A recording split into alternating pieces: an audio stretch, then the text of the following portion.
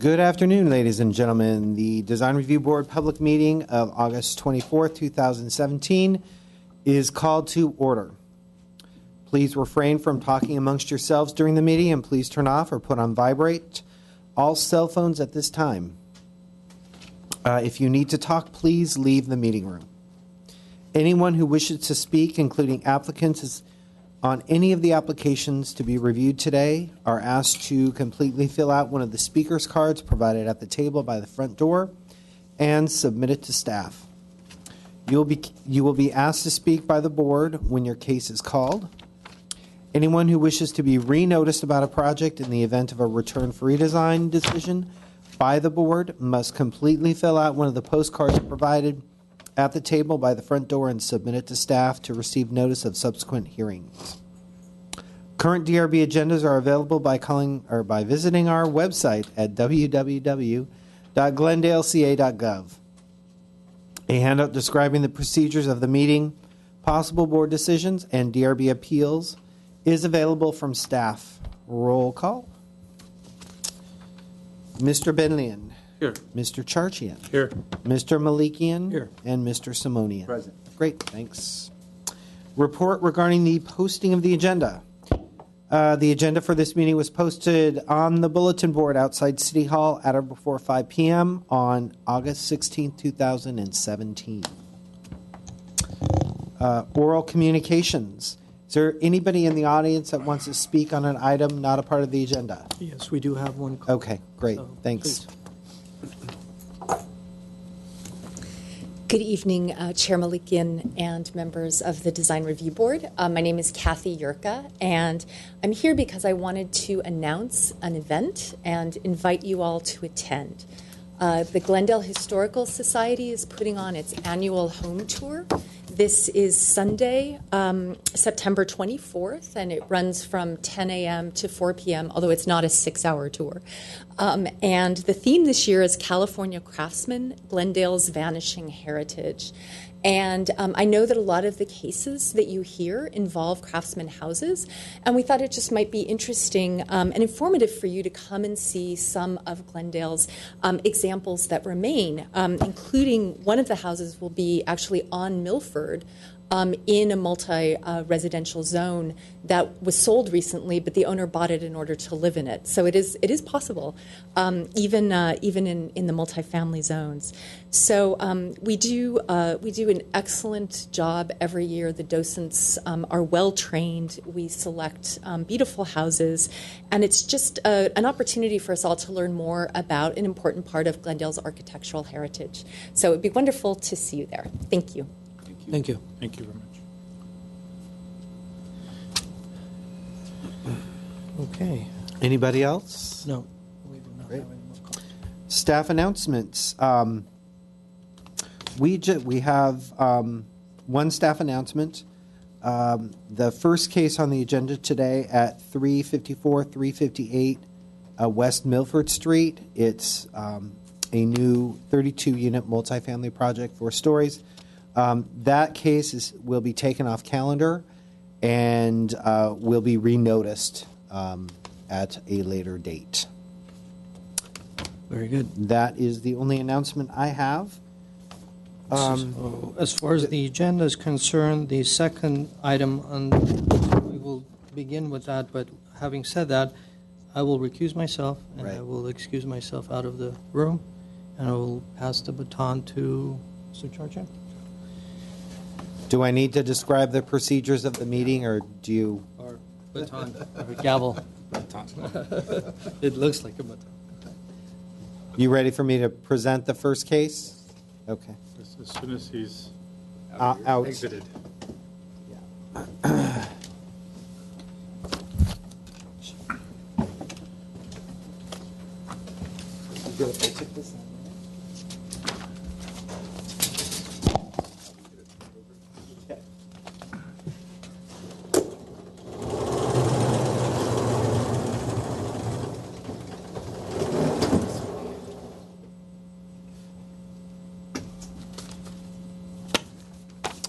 All right. Good evening again. Design Review Board members. The case before you The first case before you this evening is a proposed project located at 722, 724 East Acacia Street. The applicant is proposing a 3-story, 12-unit multifamily residential building on a 16,500 square foot lot or square foot site. The residential units are 2 and 3 levels and contain between 1,339 and 1,438 square feet. All the units are 2 bedrooms and 2.5 baths.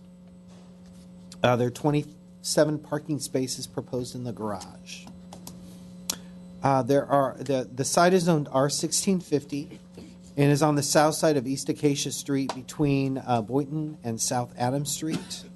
It has about 110 feet of frontage on Acacia and is 150 feet deep. There are currently 3 residential units on the project site, and they will be demolished as a result of the project. And then I'll just summarize the staff report. Basically, the site plan of the project staff felt was appropriate.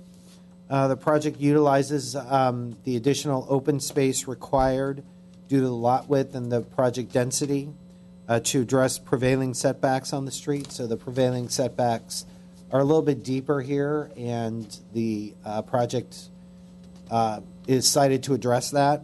I'm sorry, Mr. Kiesel. So this is taking advantage of the density bonus because of the lot width is wider than 90? Correct. I see. So it has the additional Correct. common open space. It's the additional open space adjacent to the front. Okay, thank you. Open space is located throughout the property. Staff recommends that the front open space area provide amenities like seating and accent paving to highlight the entry and to just be more welcoming. Additionally, staff is suggesting reducing the width of the side yard common walkways to increase the size and usability of the adjacent patios or the landscape edges. And then finally, the accessibility ramp in the front serves as the main entrance to the project, and staff recommends redesigning this area to de-emphasize this ramp and provide a more direct route for pedestrians to the front or to the front entrance. The landscape design incorporates drought-tolerant planting. Staff does suggest planting more trees within the interior setback, particularly to provide additional shade, buffering, and privacy. The mass and scale of the project is successful. The building steps down to 2 stories at the sides. Building articulation, staggered forms, and strong horizontal and vertical elements reduce the mass and scale of the building. Staff noted that the main entrance to the project really isn't highlighted and recommends that a redesign of this area take place to better demarcate the front entrance to the building. The design and detailing of the project is well executed. It's a contemporary design building, and it's reinforced through the exterior finishes and detailing such as smooth stucco, cement board siding, metal plate accents, and aluminum windows. To increase privacy in certain areas, staff is recommending installing small planters between abutting first-floor patios, as well as the adjacent to the patio of Unit 7, which is one of the rear units, which looks out onto the rear common area. Unit 7, you said? Yes, I believe. Unit 7, I think, faces the street. Let me check that. It is.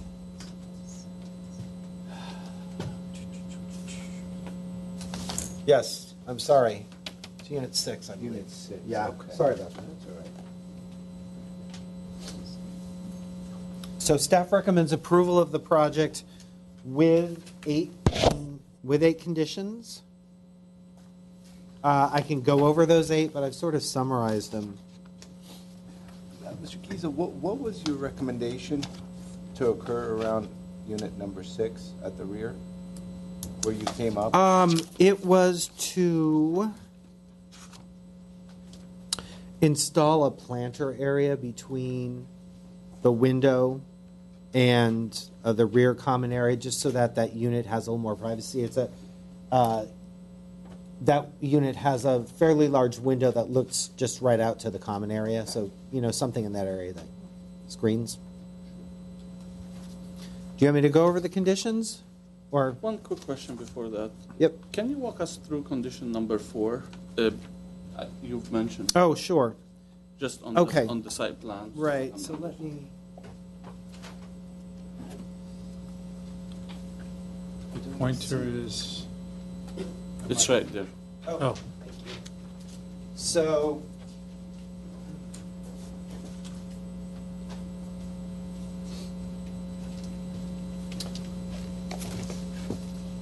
this is the first floor.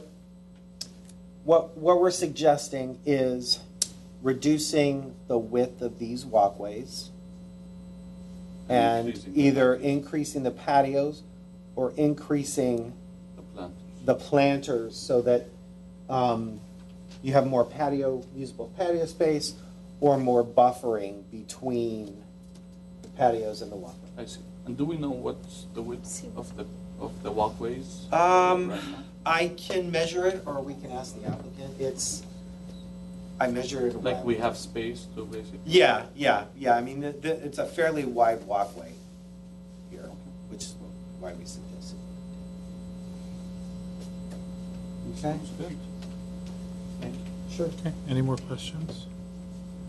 Do we want a reading of the conditions? Looks like we don't need a reading of the conditions. Okay. Okay, I'll open the public comment portion of the hearing. Seeing no other questions for staff. 2 cards for the project. Annette Minassian, the applicant. Please state your name for the record. Annette Minassian. I'm going to go over some of the conditions. Is the mic on? Yeah. Yeah. Okay. It's just the timer that's. Is it the There we go. 15-minute timer, correct? For both applicant and a property owner? Let me see. 5 minutes. Okay, Yeah.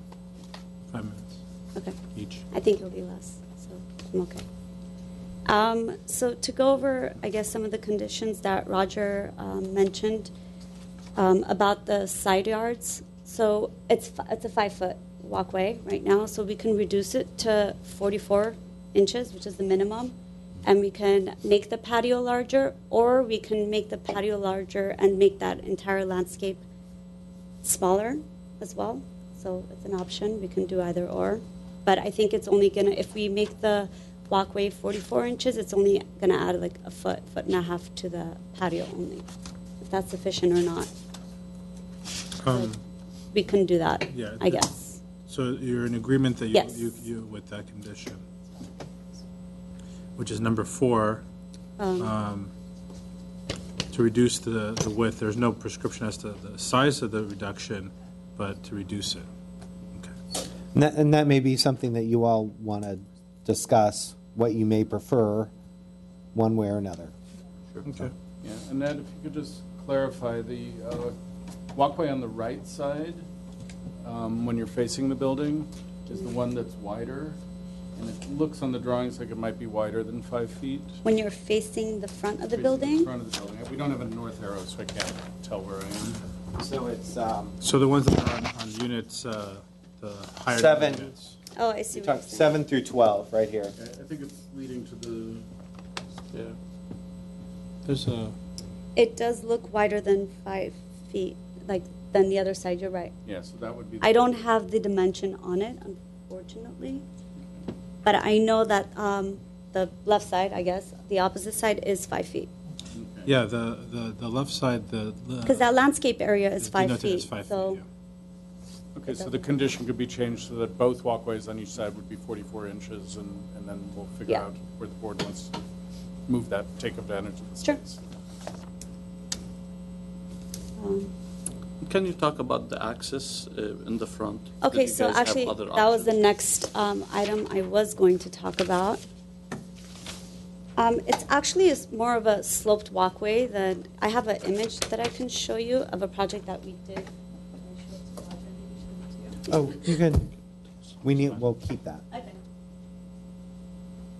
So it's just a sloped walkway that it's the maximum slope is 5% on it. So I know that there was they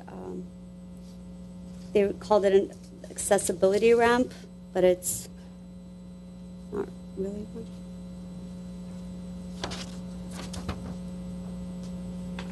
Did you guys study any other way to? Were you able? Well, are you because able to redesign it? there's 3 entrances kind of to the building. The main one for guests from the middle, and the 2 on the side. Each person, whoever owns the units or rents it, can access them from the side as well. They don't have to go directly from that middle, the main entrance. So it's kind of just an added design element because of the slope of the lot as well in the front. It kind of blends in well with the building, design-wise. But, I mean, we can look at something else if you guys... We kind of just jumped into questions and answers. that was are you the done next with item I your was going to talk about. official Oh, sorry. No, hold on. presentation Sorry. Portion? The other part was the privacy that I want to talk about the first floor patio doors, about having landscape buffers in the middle, or we can have fins like the second floor does, so it can keep the size of the patios larger. The metal fins, the orange ones, we can kind of put them in between the units where the sliding glass doors are. So that was all I wanted to cover. Okay. Are there questions for? I have a question Sure. in reference to what you just described. Uh-huh. Can you point out Yeah. on the drawings? Sure. I think she means these. Yeah. These fins that are here. And, this is better, actually. These, Okay. Yes. we can put them in between right here. I think the comment was this and this, the doors are too close to each other I see. for privacy reasons. So what we can do is these metal fins, we can put them right in between them. So we don't make them smaller by putting a planter and reducing the patio size as an option. Makes sense. Thank you. Okay. I had just one question. Is this a project for sale, or is this a project that's going to be an apartment? Do you know? From what I know, I think it's an apartment building, yes. Thank you. Any other questions or comments? Okay. Thank you. And then we have a speaker card from Armin Babayan, who's the owner of the project. Mr. Babayan? Hello everyone. Yeah, I just want to say my English not good, but I'm gonna do my best to explain how I can. So I just want to ask, who is it's gonna be 27 parking space, but I think it's not gonna be enough because our street is already packed, and we don't have we usually park 2 days before to keep a space because of cleaning.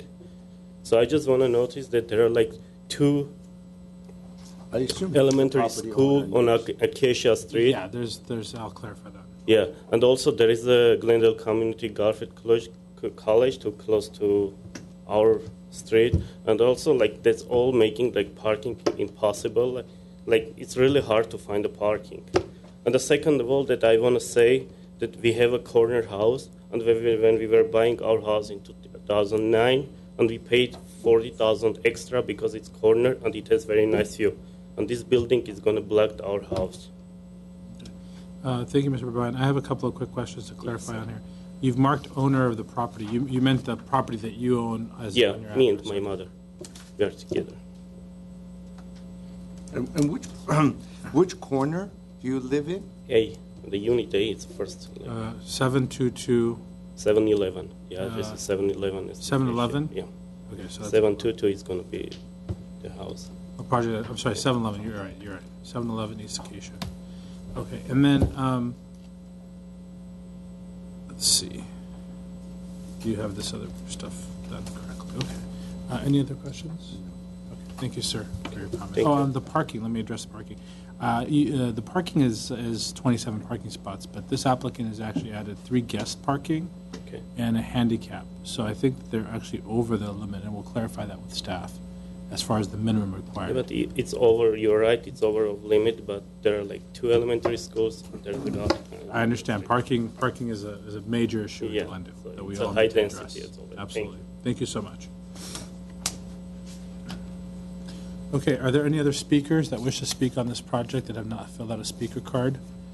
With that, I'm going to close the public, seeing none, I'm going to close the public hearing portion, unless there's a request for rebuttal.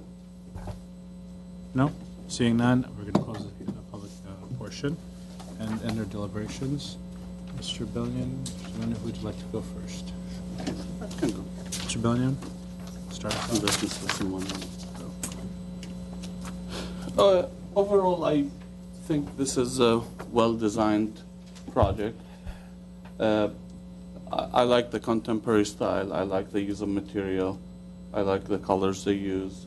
And I think the architect or the designer did a really good job breaking up the mass, especially on the side by stepping to 2 stories and kind of like respect the properties next door on those sides. So I think that's a plus. And when you look at the building, you look at the renderings, it does not look like 12 units. It looks like 8 units. I think, and that's achieved by the colors, by the materials, by going the horizontal way and breaking up the mass, especially in the fronts and on the sides, where it matters the most. I think staff did a really good job addressing the issues that I would have with the project, which are, me personally, I don't like too much the idea of ramping in front of the project, but the applicant had showed a picture of a project similar to this, and in reality it doesn't look as bad as I thought it would. So I don't know, I would like to see what my colleagues think about that. In terms of the sidewalks, I agree with staff. You reduce those to the minimum and you get, in my opinion, you get the patios bigger. The landscape buffer is there, and I don't think the landscape needs to grow in width. You want to give the user more space to use their patio. That's just my personal. If I would rent one of these units, that's what I would want. The privacy issues, I think the applicant indicated that they can use the dividers, the orange dividers they're using upstairs, and I have no problem if they carry it to the first level. I think the design will carry that. Material-wise and design detail, it's well designed, very clean. I like the volumes, I like the details, I like the volumes popping out and creating the difference. So I think I'm in support with the project, with the conditions that staff had addressed. These are my comments. Someone? I also agree with Mr. Bellion's comments as well. Holistically, I think the project is well designed. The massing of it works. The wedding cake kind of a scenario where it's stepping back as it moves towards the middle of the building is successful. It's a well-done wedding cake. It's a well-done wedding cake, that's right. And so overall form and design-wise and massing and scale, I think works. I also agree with some of staff's comments. I won't really go through one by one, but I would say overall I agree with everything you stated, in that if there was a choice between making the landscape area a little wider on the walkway areas than the patios, it's probably nicer to make the patios wider. And so far as the division of the privacy between the units, those privacy fins would suffice. As far as I think some questions that are being asked of staff from us, the walkway in the front setback, it seems as though they kind of have a low water tolerant plants, and it has a little bit more of a, I don't know, desert sort of landscape motif to it.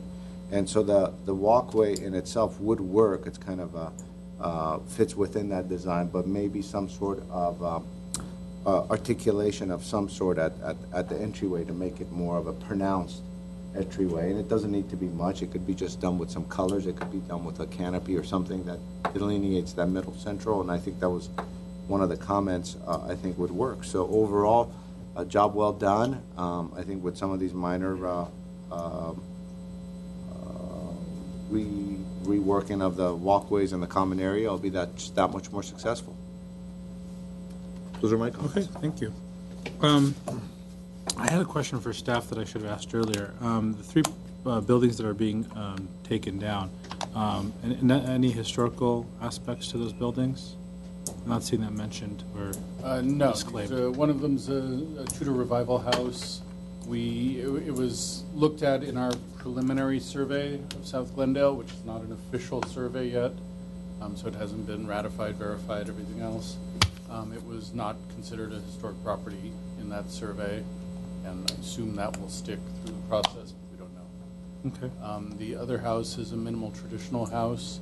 We didn't require a survey to be done for it because there's so many examples of that throughout the city, and it's been our policy to focus on the craftsman houses for that level of review. Okay, thank you. So I agree with my colleagues on most of the comments. There's two areas that I think I would like to weigh in on. First, on the entry, because of the drought-tolerant front landscaping area, I think that this design is going to lead to a situation where you're going to have people circumventing the ramp and walking over the landscaping area to get to that front patio entrance. So I think you do need to revisit the entrance, the walkway. I think as a practical matter, people are not going to meander through that path, and I think you're going to see that is going to be an issue, especially if coming to the units on the other side. Overall, I think it can work in the layout that it has, but I think it needs to maybe be revisited. Also, the color palette as rendered seems to kind of give this 1950s white stone kind of a feel, and I don't know if the renderings are accurate in that respect, but I would think some earth tones in that front would be better than matching the stucco finish. I'm seeing it in those renderings there, the view of the northeast and the front, but I'm not seeing it called out. Maybe it is. And it Which area are you referring to? This overall, looks like it's white rock filled in. I didn't see the notation here. There's a lot of white for landscaping purposes on a white building. So I don't know if that's in fact what is being called out on the landscape plan, but it just seems like there's a lot of white tones versus some earth tones that could maybe match the concrete cement board tones to carry over to the building. Well, we'll look at the landscape drawings. Renderers do all sorts of. That's why I said said from a perspective. I'm not sure if the renderings we have are accurate from that perspective, from a color perspective. And then lastly, on the walkway. Now, the great thing about this design is it is layered, and there's actually a lot of open space. And there's open space on all three levels: patio, living deck, and the third floor. And so, from a practical perspective, shortening the walkways, I would say I wouldn't go down to minimum, because that's kind of narrow, right? 44 inches. And if I was going to increase something, the patios I would look at, but I would not just conclude that patios are better than green space next to the walkway, because there is so much patio space in the project. In fact, there's a lot more patio space than living space. Well, that's a good thing. Which is a great thing, but do you need another foot on the first level? I just kind of put it out there. Versus maybe a little bit more green space in between the buildings where you could maybe have some taller plants or things like that for privacy screening and so forth. And as far as the blades, the metal blades that come down, I'm in agreement that that could be used on the first floor. However, you want to make sure that that doesn't create some sort of cascading metal blade look coming down on the side of the building. In other words, if you're going to repeat this here, is that just going to be a bunch of that orange metal cascading down the side and giving it a look of mass that you don't want? I think it looked like the other side, the northwest side. That's the look it would have. You're not going to see the whole thing. You'll just see the edge. Okay. Just my thoughts for consideration. But those are the things. Now, do we have any other comments or? Well, I think we were all on the same page except for two things that I heard was the entry ramp. Ms. Charchin, you had indicated that that might be skipped by somebody that's just going to access the building and walk across. An easy solution might be, where's the pointer? It has disappeared yet again. There it is. Took it. Mr. Kiesel. Is in, so we have this ramp, and I think what you're referring to is if someone just kind of skips that and comes across. We could easily have some sort of walkway here that is not ADA compliant, but maybe just very gradual steps that are laid in the landscaping. And so if you're not in a wheelchair or if you don't need a ramp, you would kind of access that, and then the amp truly serves its purpose. Insofar as this abundance of open space here on the site, which is wonderful, the parking structure sits back about 5 feet, and so this entire landscape area is sitting on natural soil on both sides, which is wonderful. So there could be some mature trees here, and so then the question becomes of reducing this walkway. And you know, bare minimum is 44 inches. If it goes down to 48, it's probably just as fine. And then the question becomes of, well, larger patios or landscape area, perhaps we could give the architect the discretion to work with staff and make some recommendations. Maybe on some of the bigger patios and maybe on some will be more landscaping. But I think overall we're in agreement that, you know, the walkways could get narrower and that width could be transferred elsewhere. And I think staff was talking about not they were talking about the walkways that are bigger than 5 feet. The other So, side, which yeah. is closer to 7 feet. Yeah, so if you go like to 5 feet, you're not 44 inches, but you're still good. But scale-wise, the side setback where the landscape is sitting on the natural earth, the plans indicate 5 feet, and on the other side, it's clearly 7 It's feet, bigger. 7'5" or so. Yeah. I think we're on the same page on these things. And then that center, last thing is that center column is 5 feet and I think 3 inches, is it not? 5 feet and 2 1/4. Which column? The center? The center path, the entry, the walkway for the entrance to the homes. So the last comment I was going to make is if we're looking to adjust, and I'm not trying to move the entire building, but if we're looking to adjust walkways on both sides, maybe we increase that if possible without major I overhaul. think that's a major overhaul. I would suggest that we stick with the building where it is, that there's an abundance of side setbacks. I mean, he's got, 16 feet and 20 feet. Can change the whole design. I mean, there's so much room Yeah, there. that's why I Yeah. asked that question from that perspective, because I think it would if be it's not quite a gonna- bit of work. If it's not Yeah. going to, if it was going to just be an easy matter, then that's fine. But if it's going to do that, the benefit you get is not. I mean, that's translate over. you could make, I think, suggest that as a consideration, have him to look at, and if it works well for him to do that. It'd be nicer to be wider. My guess is it's because of the 3 stories, because of the setbacks. All that needs to be looked at. And the adjacent uses, because I'll sometimes make when it you have I'll a make it 3-story, just a the recommendation. adjacency. from the Consideration? setback. Consideration, yeah. It's that way. I think that, Then towards- that's what I think. I Okay. think it's a setback matter, yeah.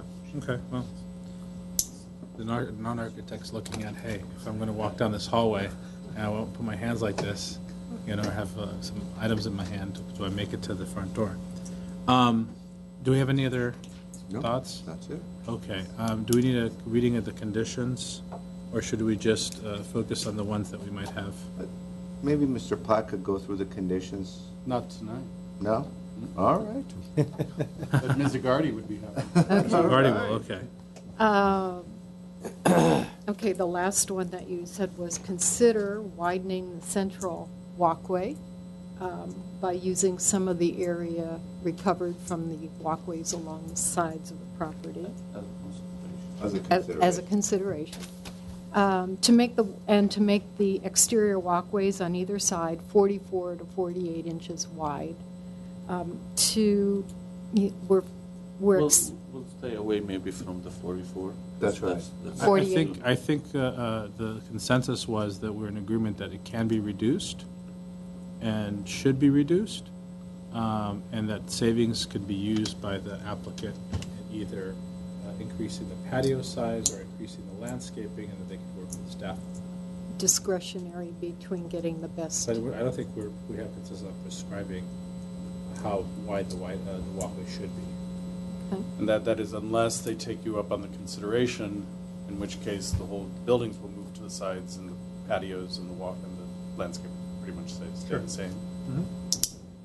Add entry stairs to provide direct path to the front entry. I think that's on the line with what staff was recommending. Keep condition number 2. Keep condition number 2 as written. Yeah. So maybe it would be easier if we visit the conditions in the report really quickly. Okay. And just make sure we have consensus. So we have consensus that the front area should have amenities like such as seating and adjacent paving to highlight the entry. We didn't discuss seating. Are we in agreement that seating is something that's needed? Okay. So we're good with condition 1. Condition 2, we keep that language as is. Access to maintain, assess to maintain. Yes. Well, I'm not sure, we're not redesigning the ramp. I think what we're doing is we're adding a set of stairs next to it to provide more direct access to the front entry from the sidewalk. Right. But the ramp stays where it is. But the ramp and that walkway may abut, but we'll have to think Correct. about that as a unit Correct. in some ways. And also part of that, you talked about articulating the entryway through color or canopy to better accentuate it. Yes. That's condition 3. No, I crossed that off. Okay, An enhanced condition. okay. It's more specific. Right. Right. Then we have condition number 4. The side yard common walkway shall be reduced to increase the size and excavation of private patios or the landscape edges, which stays the same. Condition 5, accent paving shall be introduced within the front common area as well as along the walkways. Walkway to the entries, is that? That's, to me, I think, I don't mind as much the sterile look that he's got going. And so, unless I'm seeing the paving that's being introduced, I'm not, I wouldn't say I'm wholeheartedly supporting condition number 5. I think what we've described already as far as I'm additions. indifferent to number 5 as well. Yeah, so maybe we strike number 5. Strike number 5? Strike 5? Yep. Number 6 is trees shall be incorporated into the landscape design of the interior yards to provide shade, privacy, and buffering, which is something that you commented on, Mr. Simonian, that it's over grade, so it can accommodate trees. I think that's a good idea. So maybe we could emphasize that one condition to be on the side setbacks that are on grade. Yes. So you'd prefer to widen the landscape areas rather than the patios to accommodate the trees? No, it seems as though they have 5 feet. There's enough space. There's enough space. 5 feet is good for natural trees. Yeah, I think we were talking about the edge landscaping, And that's what we're talking about. right on the property line. Yeah, these, Okay. so in other words, these, Correct. this is on grade. That's, And so that's, this landscaping is on grade and all Yeah, these. that's the Right. 2 edges we're talking about. okay. So that 6 is modified to clarify that it's for the, where is the north arrow? The 150-foot strips on both sides of the property. It's the east and west. Is it east and west? Okay, east and west landscape strips that are on grade. Then we had the recommendation number 7, which I don't see support for. I heard that it was the metal fins or metal structures could be used as separate. So we would change number 7 to install metal fins as Recommended by the architect. recommended by the architect. Yeah, that's fine. And then number 8 is then stricken 2. Yeah, because number 8 is, condition number 8 is referring to unit number 6, not unit number 7. And we're looking at a very small area here. In the rear, Where yeah. is it? I would say that's a consideration while the architect is working in the trees and amenities, they could work in that. Right here. Flipped, yeah. So we're just talking about this space here, or are we talking about this window here? We're talking about the window. Yeah, that walkway could jog a little past that window. Yeah. Can the So you know what you- applicant clarify something? Sure. We'll ask her a clarifying question. Sorry, if you look at the elevation, that window's a high window, it's tiny Oh, slit. it's a high. So Oh. it's not like a big Yeah, Oh, I see. Tiny. okay. window. Thank you. Okay, so it's not an issue. Well, thank you for that clarification. Strike number 8. Yeah, strike number 8. Okay. I think we got it Yeah, all. strike that, right. Well, And then the two We- considerations. Then we had two additional materials and earth tone colors shall be used in the landscaping in the front yard. In the landscaping or in Can the we see? building? The There landscape- was another landscape rendering that the applicant had. I'd like to see that real quick. That just printed really bright.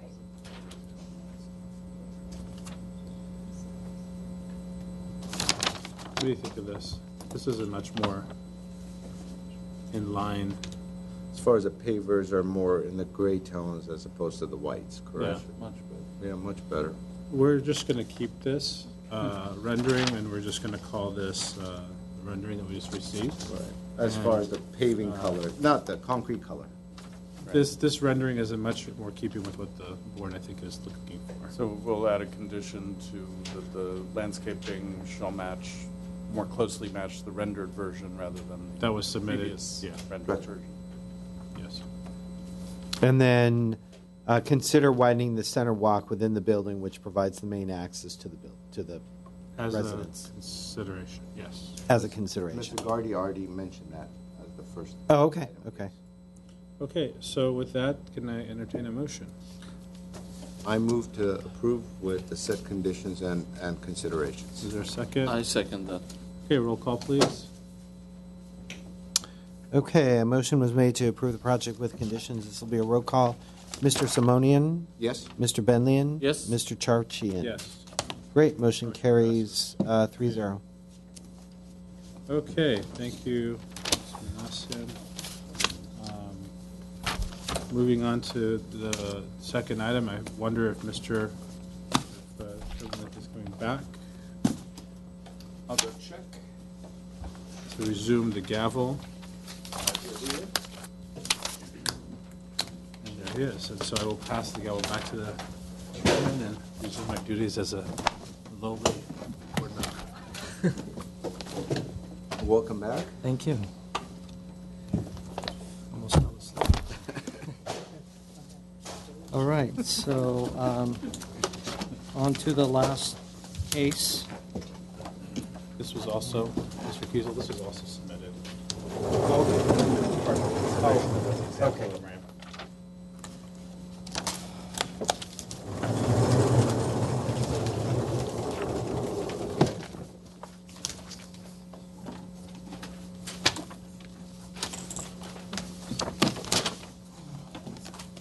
All right. This one's. Oh, thank you. Are we ready? Yes? Yep, I think so. All right, good evening again, Mr. Chair, members of the board. The next item before you this evening is case number PDR 1710969. It's a review of a proposal to construct a new two-story, 3,456 square foot single-family residence in the R1 zone with a floor area ratio district of 1. There will also be a new rear-loaded attached garage proposed as part of the project. The project is located at 1329 Virginia Street. An existing single-family house will be demolished as a result of the project. Okay, the site is 14,600 square feet and rectangular in shape. The residence is proposed in the front half of the lot. Staff believes that the site planning for the project is appropriate because the street front setback is consistent with with neighborhood homes. The adjacent or the attached garage is located behind the house, which de-emphasizes this feature, and outdoor living areas are well integrated into the design of the residence. Staff does recommend, however, to increase the amount of on-site landscaping and use of permeable pavers wherever possible. It particularly struck us in the rear yard, all the paving. So that's where we're really referring to. The proposed residence will be the largest in size in the neighborhood, and also a two-story residence in what really is a one-story neighborhood. The residence contains significant variations in plane and steps back between the first and second floors to mitigate some of the mass and scale. Staff recommends further reducing the mass and scale, possibly by reducing the height of the dining room projection, redesigning the area above the main entrance, additional setbacks of the second floor, or eliminating or reducing in size the covered outdoor areas. The design and detailing of the residence is appropriate to the is appropriate as the entry is well integrated into the design of the house and will be more modest, as was suggested in one of the conditions. Also, the smooth stucco, the clad windows, and the two-piece tile are high quality and encouraged in the design guidelines. Related to design and detailing, staff does suggest a couple things with regard to privacy. If you'll note, the balcony has the master bedroom has a large balcony at the rear of the property. There is an approximately 3-foot wide planter proposed between the balcony and the adjacent neighbor. What we're suggesting is plants proposed in this area shall provide an effective screen between the balcony and the neighbor, or alternatively, the balcony could be reduced in size. And then the other condition related to design and detailing is, well, I mentioned before the windows are aluminum clad wood. The window details should include wood sills and recessed sashes. And also we are recommending that the proposed window above the main entry, the circular window, should be redesigned for better proportionality within the facade. With that, staff is recommending approval of the project with 5 conditions and 1 consideration. I can go over those conditions if you'd like. Please. Sure. Can we have staff go through the conditions real quick? Yes. Yes. Very quickly. Okay, the first one was reduce the sense of mass to be more compatible with the neighborhood context by providing a 1-story scheme, reducing the amount of covered porch area, or reducing the size of the second floor. The second condition, redesign the front facade to feel less monumental and more sympathetic to the neighborhood scale. This could be accomplished by redesigning the area above the main entrance, reducing the height of the dining room projection, and better integrating the 2-story entry volume and second-story porch. The third condition, refine the roof form to simplify the overall configuration and achieve greater neighborhood compatibility, and reduce the pitch from a 4 and 12 pitch to a 3.5 and 12 pitch. Also simplify the eave detail to be less ornate. The fourth condition, all windows shall include a wood sill and be recessed within the wall. Revise the design of the window above the main entry to the residence to be more proportional within this space. The final condition was planters at the second floor balcony should be planted to provide an effective screen to the adjacent properties. Provide plant specifications for staff review. Then alternatively, the balcony could be reduced in size. And then a one consideration, consider reducing the amount of hardscape overall, but particularly in the rear yard, and use permeable pavers wherever possible. So those were the conditions and considerations. That's all I have. Okay, do we have any Conclude. questions for staff? Just as a quick one about historical aspects. The subject property at 1329 Virginia Avenue looks to be of the craftsman motif. Has it been reviewed? Yeah, we did have a consultant submitted a report that said the property is not eligible for local, state, or federal listing, which means under CEQA it's not a historic resource. We are trying to include those reports with these as exhibits to these staff reports, and it kind of slipped through the cracks. It's kind of a new thing that we're doing, so I apologize that didn't happen here. I apologize. We apologize. Okay. It's a team. A team, exactly. But I reviewed the report, and it met professional standards, and I agree that this specific house wouldn't qualify for local listing. And we received no comments from the Historical Society or from any other community members. And what's the height limit for this neighborhood? It's 30 no, it's 25 feet. 25 feet. 20. Let me double check. It's 25 feet. I think for a pitch it may be 28. It is. And actually, it is. I believe so. Okay, I will double check on that. And while I'm doing that, we put on your desks one email we received from Laura Young. So it should be on your desk. And so, oh, sorry, go ahead. While you're looking at the height, Yeah. how does the I'm gonna get this wrong. The flue, that's not the flue. The chimney, the height of the chimney. How does that play in with the height of the building if it is a limitation of 25 feet? It's an accessories. I'm sorry. Say that There's a again. chimney. Yes. I believe chimneys are allowed to exceed the height, but Roger will be your expert. So the Okay. chimney is allowed to exceed the height Yes. by how much? Or is there no real? I will check. And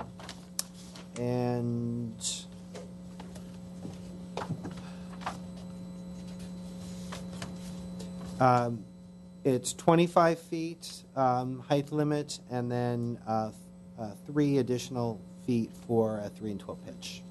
Thank you so much. And the material board, Mr. Keel, do you have that in your possession? The material board actually.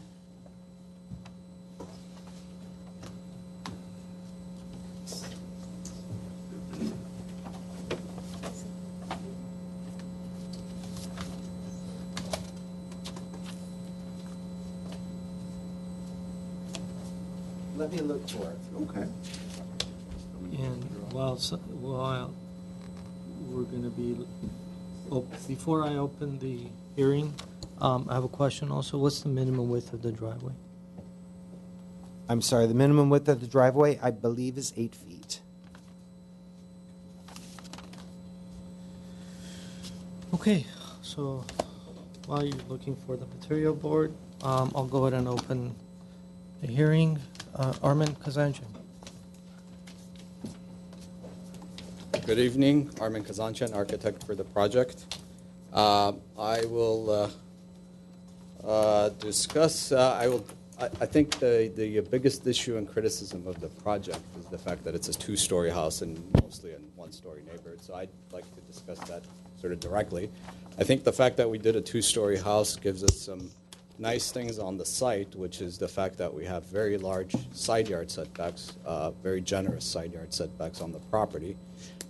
We have the garage on the rear of the property attached to the house, and so the driveway was designed to be on the north side, following the pattern of the neighbors to give a larger setback towards the northern property. That driveway opens up into a court that leads into the garage, and you have almost a 24-foot or a little bit over a 24-foot setback on that side. The south side of the house starts with a 6-foot setback with a one-story volume, and then it opens up to about a 16-foot setback with the two-story volume. So the second story is set back quite a bit more than what it is the minimum of the zoning code. So I'd like to emphasize that. I think that's very important. I think if we were to do a one-story option, we would sort of be forced to squeeze the building out and have minimum setbacks on the sides. The other comments I wanted to make was about I reviewed the staff comments. Generally, I like to come in here and agree with these things, and we can move on. But a few of these things I have some comments on. So the first one, reduce the sense of the mass to be compatible, providing a one-story scheme. I don't know if that technically can be a condition of approval. I mean, that's one-story scheme is a completely different design. So, and again, I just talked about the one-story scheme. Reduce the amount of covered porch areas. The covered porch areas are mainly to the back and to the side. We have a very generous side yard covered porch. There's a small, there's one at the front which I think breaks up the front facade, gives it some shadows. So I don't agree with that. Reduce the size of the second floor. We have about a 1,300 square foot second floor with about a 2,100 square foot first floor. So I think they're proportioned nicely for the size of a house. We have fairly, modest bedrooms up there, except for the master bedroom's slightly larger. So, condition number 2: redesign the front facade to be less monumental. I personally don't think anything in the front facade is monumental. The dining room volume, I think, is actually complementary to some other houses in the neighborhood that have that element, have that larger element with a big window. I think the fact that it's a little bit higher than the first floor general belt line, I think it breaks up the mass of the house. Better integrate the two-story volume and the second-story porch. In general, I think it's helpful if these conditions are a little bit more clear. So if we can come to a little bit more clarity on these things, I'd be happy to comply. The next condition here about the reconfigure the roof. Refine the roof form to simplify the overall configuration, achieve greater neighborhood compatibility. Again, I think it's a very general comment. I don't think it gives me clear direction. The reduce the pitch from 4 to 12 to 3 and 12, I think it's pretty much a very minute thing. I don't know how that helps. In reality, in my opinion, it's a very, very minute thing, and it will be almost unnoticeable. The height limit is 28 feet, and we are about I would say about 20 inches under that with the highest part of the building. So we haven't designed something that pushes that limit. Simplified the eave detail to be less ornate. Again, I think we just have a very, very simple molding there. We can pick one that's a little bit less ornate. I'm okay with that. Windows should include a wood sill. I think in general, the style of the house, it has it has the sills on the windows. It's a cast concrete sill, so that's sort of the preference of the owner, and we'd like to keep that. Above revise the design of the window above the main entry. I'll be happy to hear some ideas about that. Maybe the size of it needs to get a little smaller. Planter at the second floor. So we did that planter to reduce the size of the balcony, also provide some privacy. I'd be happy to discuss with my landscape architect as to what we should plant there to be more appropriate, and then discuss with staff. So that's pretty much it. I'll be happy to answer any questions you might have. Do we have any questions? I have a question. I see that on your elevations, that the height, you go to 26.4, which is about 20 inches up from the 28 feet. But on the cover page, I see height provided 27 and 10 inches. What's Yeah, I'll tell you exactly what that is. Is that to the fireplace? No, I guess that's a leftover mistake. We initially had the second floor at 10 feet, and through the comments with staff, we reduced that by a foot. So I think that's where we never corrected it on the cover sheet. So I'm confident the elevations are correct. Okay. And Thank you. I have a couple questions. when you're done. yeah, we have a couple. Oh, Go ahead. So, just to clarify, the garage is a drive-through where it has a garage door in the front and a garage door in the back, correct? Yes. What is the purpose of that? I think functionally, it provides access to the backyard. So, in general, I think if you have a large backyard, you want to have that access to the backyard. With the house having 6-foot setbacks, I think it's nice to have that access, to have overflow parking for special events, things like that. So The idea is to park cars in the back patio area? I think if you wanted to have that option, I think that's the purpose of doing it. Not to park it on a regular basis, but to have that option to access the backyard.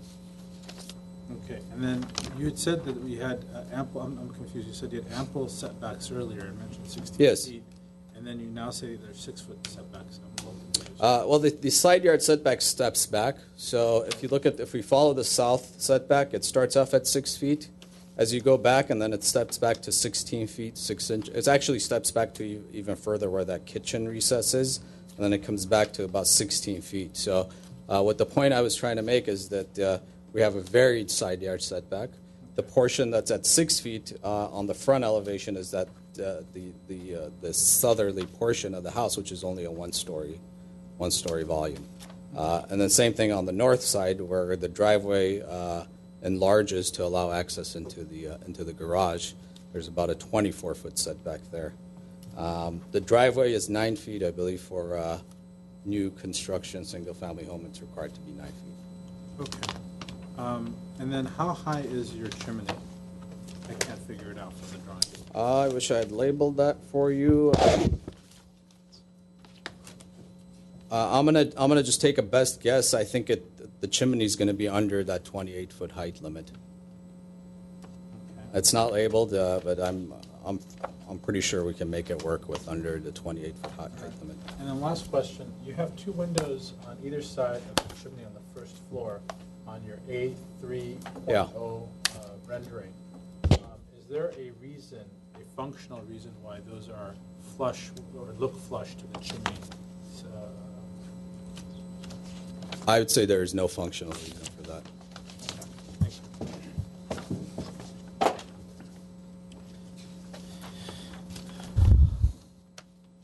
you. Ryan Torosian.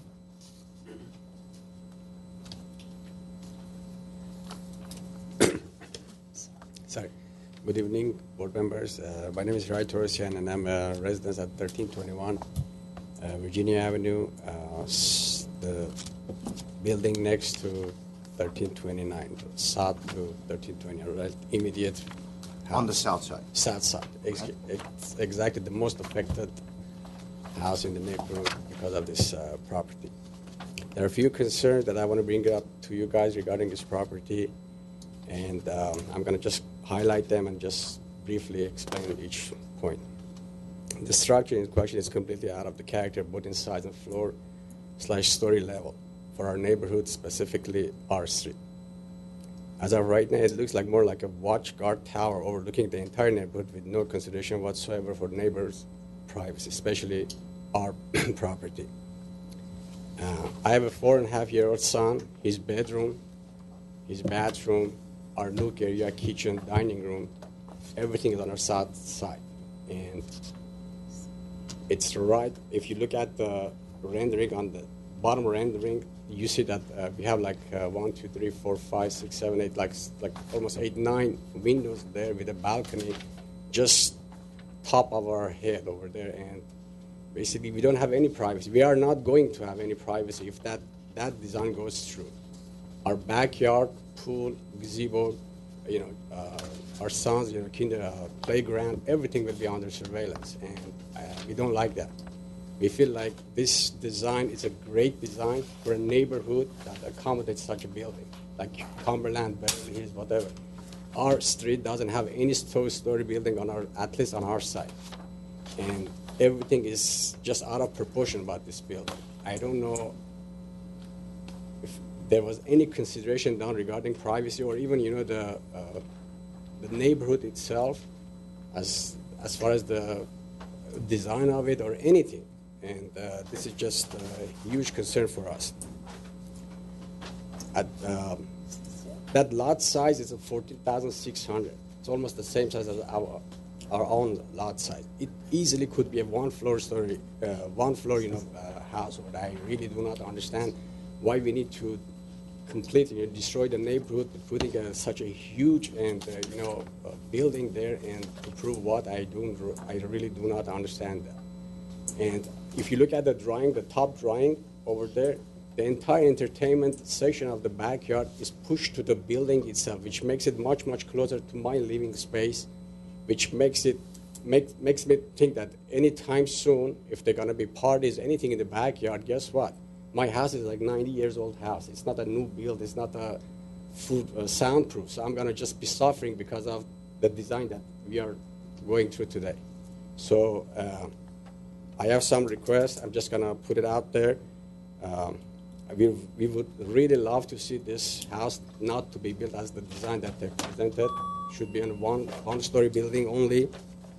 An 8-foot wall. You need to wrap up, so I'll Okay, give you 30 I'm almost end of it. 8-foot wall along our common wall over there, and also,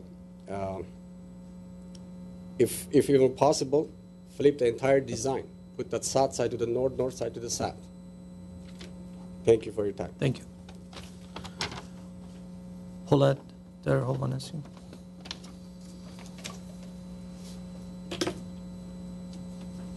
Good evening, ladies and gentlemen. My name is Paulette Derhovanesian, and I live on 1321 Virginia Avenue, the neighbor south side of this property. I have been a Glendale resident for the past 30 years and have lived at this property since 2009. And I appreciate your time to hear my concerns. My husband and I have reviewed 1329 Virginia, and I have read your response and recommendations to this project, and are glad to see some of your responses and recommendations for this project. This is a massive project. It's humongous compared to any house next to us. In relations to the neighborhood, it just doesn't fit. The design is intrusive, impacting the Southside neighbor. I'm here to express my strongest opposition to this project for obvious reasons. The sheer mass of this property is overwhelming compared to any house on our street. There are no two-story homes on our side of the street. This is completely going to overpower any house in our area and change the entire look and feel of the neighborhood. It is a Beverly Hills-style two-story mansion amidst modest single-story family homes half its size. This proposal is pushing the limits and boundaries in every direction possible, vertically, horizontally, or even proposing to decrease the setback limits by 5 feet and side yard setbacks. The reason why we bought our property is because of its huge lot size and the quiet, relaxed neighborhood feel. The properties on Virginia Avenue have twice the land size of any average Glendale single-family home. You can build 2 huge single-story houses on this lot and yet have massive yard to build a pool, patio, and landscape. I have the same exact land size. This project, as is, will negatively impact our daily lives. We lose complete privacy of our home. The design has incorporated large windows in living spaces, balconies overlooking directly towards our property, deck and patio next to our 4.5-year-old child's bedroom and bathroom. This is direct invasion of privacy. It gives the neighbor bird's eye view into not only into our neighborhood, but directly into every part of my home: driveway, garage, yard, patio, pool, you name it. This property will obstruct our views of the street and mountains. Since all gathering spaces, pool, spa, and patios are designed towards the south, the noise is another huge negative aspect of this design. This will negatively impact our property value and hurt our chances of ever selling this home. I would hope that you suggest an alternative design with a single-story model. It is unacceptable to have decks, balconies, and large windows looking into our home. I would like to request that they build an 8-foot concrete wall along the entire south side, obviously for noise purposes, if possibly to flip the design to have the driveway and garage on the north side. On the south side. I apologize. This proposal is causing us extreme anxiety and stress. We ask that you exercise your power to reject this proposal and strongly recommend that they build a single-story home. You're here to approve such projects as well as represent the needs and concerns of the neighborhood. We have yet to hear one positive comment from any one of our neighbors about this proposal. Everyone seems so upset and agrees that this design doesn't work for our community. I'm pleading with you not to allow a 2-story to go up. Thank you for your time. However, I also... Can I just quickly. Briefly? I just looked at the comments about building, maybe putting some shrubs and so forth by the master bedroom for privacy purposes. I just want to remind everyone that trees can easily be removed. A structure will never be removed unless somebody else builds something else instead. Thank you. Thank you. Mr. Kazanjian, you have 3 minutes to rebuttal. Okay, thank you. So briefly, the homeowner reached out to both neighbors on the north side and the south side. I personally left voicemails for the neighbors to the south. I'm sorry. I'm sorry. Sorry to cut you off. Anyone else would like to speak? Because I didn't get any card. I'm very sorry. I'm sorry, Mr. Kazanjian. I'm sorry. Thank you. Thank you. I wasn't sure if I was going to speak, and I didn't check. Can you state your name? Sure, sorry. Yes. Gail Erkey, 1332 Virginia Avenue. I'm across the street and one house up. And about 10 years ago, we came to Design Review Board because a 2-story house was going up right above me. And I think we came to Design Review Board 3 times. One of you looks familiar, so if I have it right. Ultimately, the 2-story was built, and I felt I was going to lose my privacy. Through the Design Review Board's efforts, the lower side with the garage was put on my side, so I'm the downhill neighbor, so it reduced the height. They limited windows. I think it's a bathroom and a closet overlooking my house. That was very helpful. To allow me to go out and sunbathe in the backyard, I put up a little addition, and I also put up a lot of shrubberies. They did request to put up a tall wall. I don't know how many feet, but I know I had to sign off on it.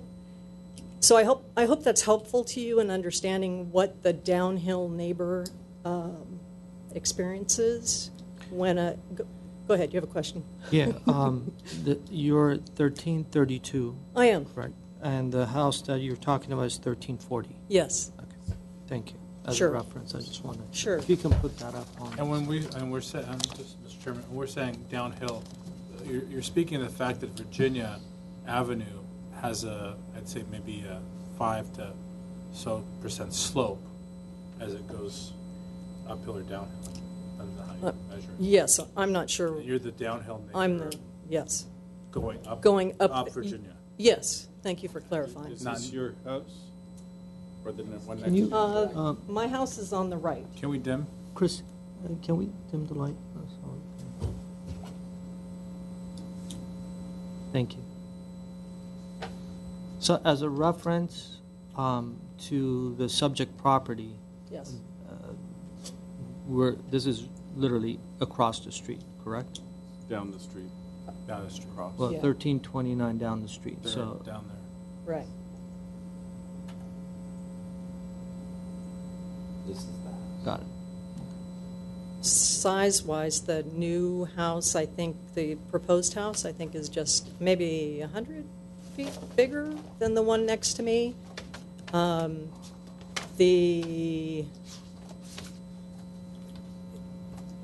When I didn't want to speak to be on camera, by the way. Too late. I know, I just saw myself.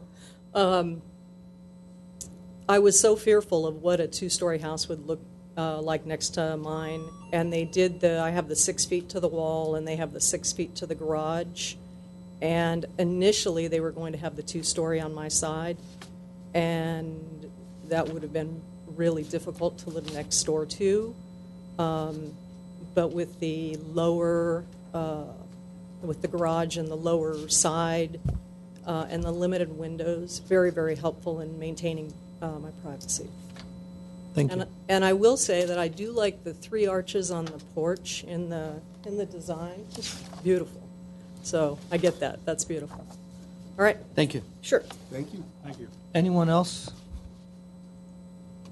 Okay. Ms. Kazanja? I'll try to be quick. So I try to make myself available to the neighbors to the south. The homeowner contacted them, and I always try to do that to sort of get their input, and most of the time people will ignore me. Anyway, I still try to design the house with those people in mind. So I think the fact that we made that large setback towards that property, we looked at the pattern of those 3 houses with the driveways. All those houses had their driveway on the north side, and if you see our site plan, the neighbors to the south also have their driveway there. So there's, in general, there's a larger distance if you combine both setbacks, ours and theirs, between the 2 houses. The house to the north has very minimal setbacks, so that's why we put our driveway on the north side. But even having done that, we also put a very one-story mass towards that neighbor. Finally, I'd like to mention I have a couple of windows on that side on the A301 sheet on the bottom. Initially, I wasn't going to have even windows on that one-story side. In discussions with staff, we put those windows in there just to break up that volume. But I'd be happy. I mean, those rooms are designed with windows to the sides, not the side yard. So, and I'm talking about the closest portion of the house to the neighbor to the south.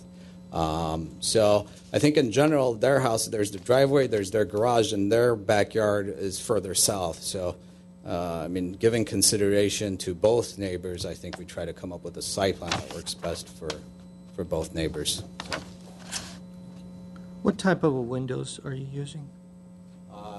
So they are wood with aluminum cladding, so it's wood on the interior and aluminum on the exterior. Okay. Thank you. Public session is closed. Mr. George. So Virginia Avenue is what I would consider one of the traditional neighborhoods of Glendale.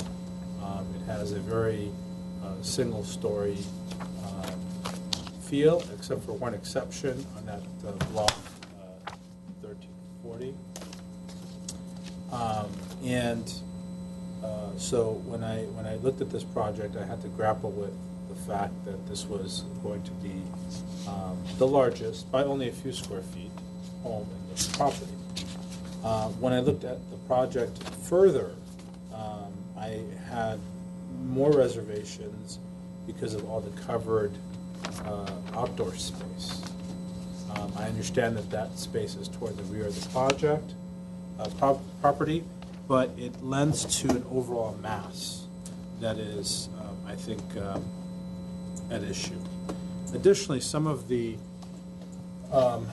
features of the property are a little baffling to me. For example, the additional height of the chimney doesn't seem to be in line with the overall scale of the home. It almost seems to be like a minaret standing high above the property. Maybe it's a defect of the rendering. because the architect did indicate that it would only be a few feet above in the actual plans and under the 28 feet. It doesn't seem to be like that from a rendering perspective.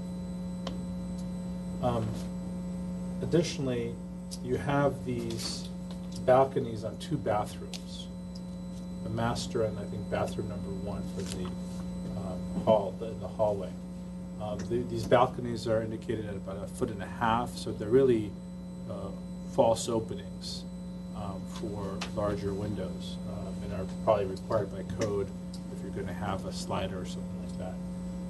But I think that creates potential privacy issues, and we'd have to check to see if that is something that we can touch upon, because I don't know how you treat a bathroom in a hallway, if that's common space or if that's private space. The master is not as big of an issue because it looks onto the backyard, but that first bathroom on the 2nd story, that looks into the neighbor's direction with no real buffering suggested. Then there's stylistic issues with the project. You have these windows that I called out in my question to the applicant that abut the chimney. From the exterior, stylistically, they look really odd. I'll point them out here with these 2 fixed panels. You would think that they would be spaced within some distance away from the chimney to give that volume some symmetry and be in line with the other window treatments around the project. Now, as far as materials and the quality of materials, I think those standards are definitely met. Overall design for the project is overall nice. I disagree with the treatment of the covered patios. And then there's the garage. The garage, I think, is one of the things I have issue with.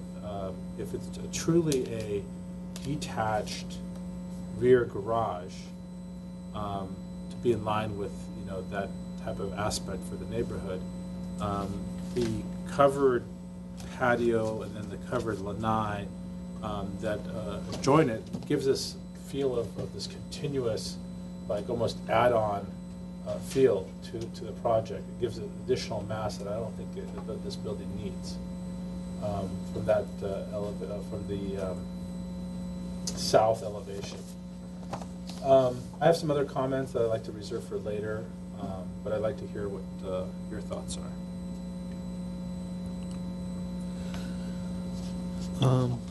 Mr. Simone, would you like to?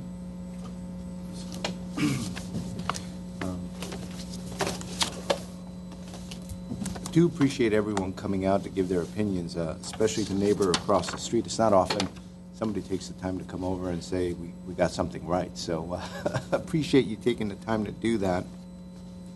And it's a very relevant comment because, we have a proposed 2nd story on this property, and we had somebody from across the street that came and spoke about some of the comments and design features that were incorporated into 2nd story across the street that minimized a lot of the concerns that she had, and eventually it seems as though it was a very good compromise. Insofar as this property is concerned, we have a large lot. We have 14,000 square foot lot, and so it is large, and at the same time, what's being proposed is a 2-story.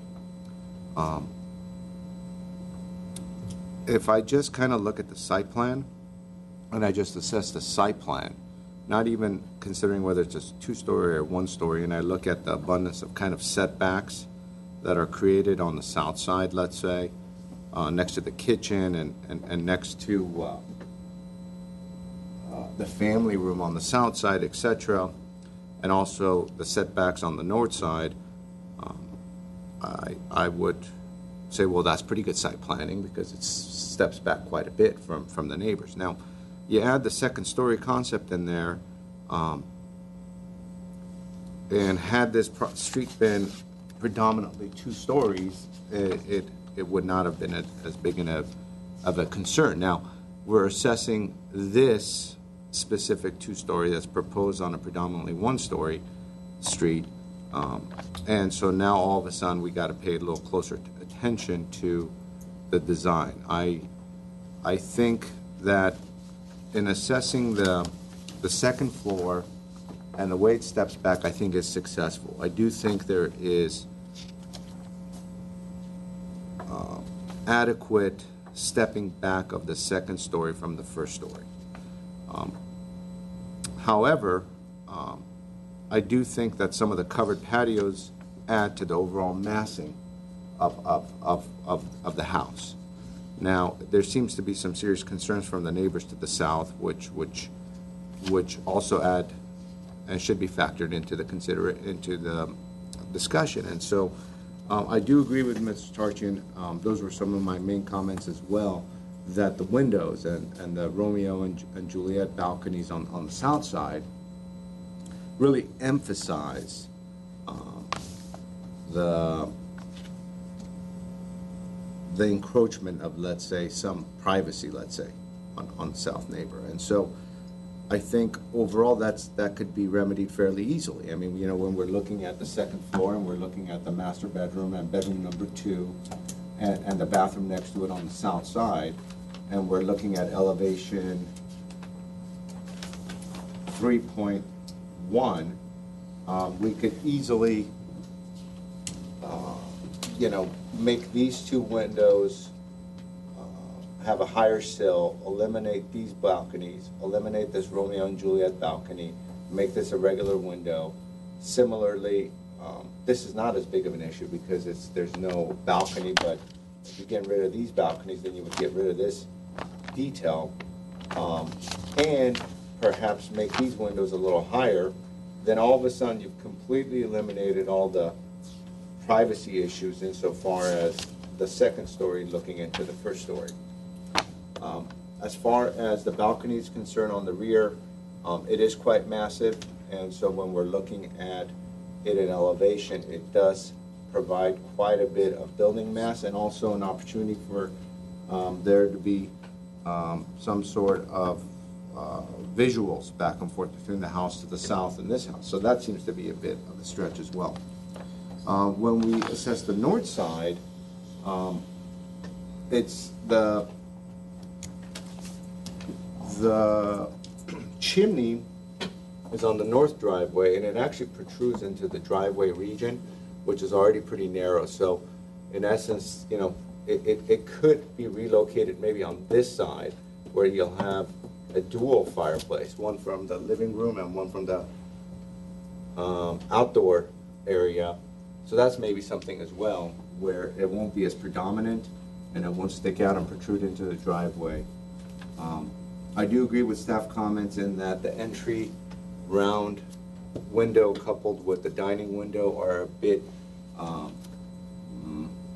grand in scale, and in fact that roof, I believe, over the dining area, if this portion is redesigned, will certainly make the house feel very differently.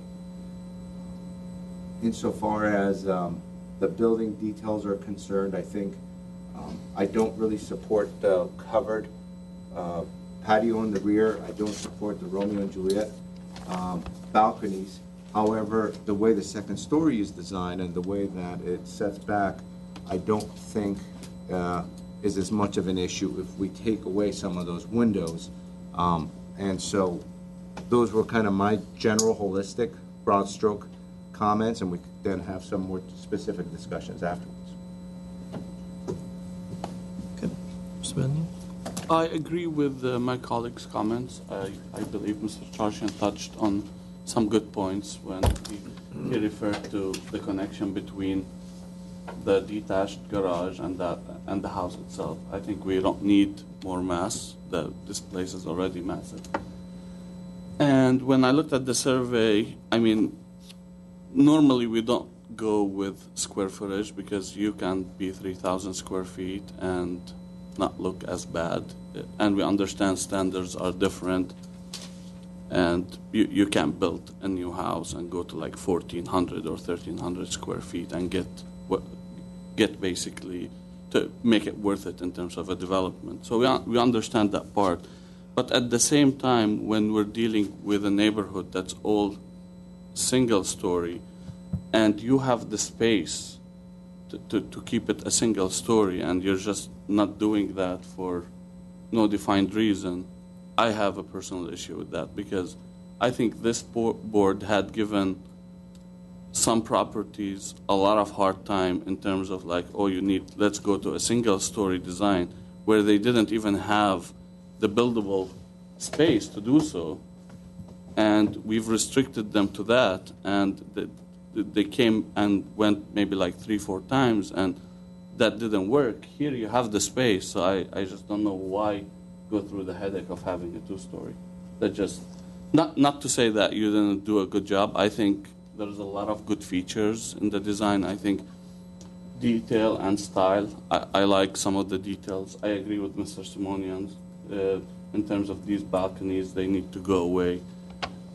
I also agree with staff in terms of the front elevation.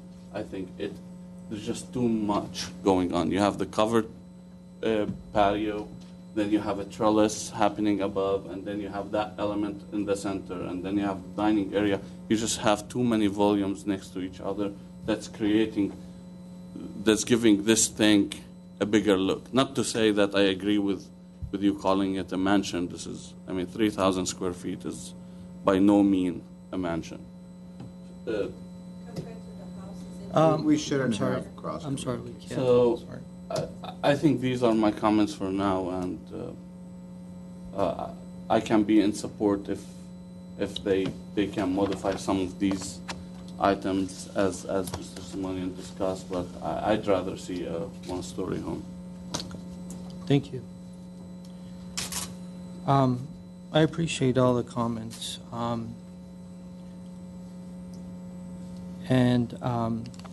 want to acknowledge the neighbors coming out and expressing their concerns. I want to just comment on a couple of notes that they both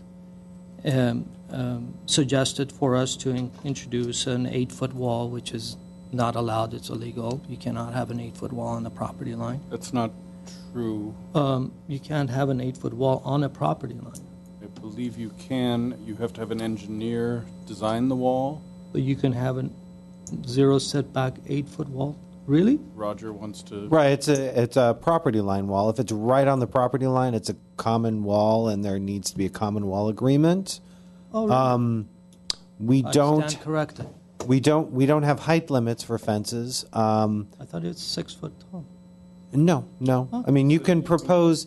Most people propose 5 or 6 feet, which is why you don't see a lot of them because we exempt them. Yeah. If someone proposed a 10-foot high wall, we may look askew to them and So you quiz them more. So now we're going kind of shearing off on the side. So this is my knowledge for my understanding. So you can have an 8-foot wall on a property line, but you can't have a retaining wall that is more than 3 foot within the 5-foot setback. Correct. If you want to go through the code... No. I'm trying to... Right.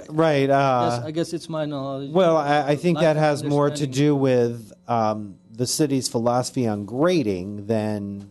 Okay. All right.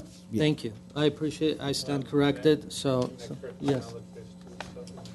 If the wall is 8 feet, and there's a common wall agreement, does that mean that it's a solid wall, or does it have to have?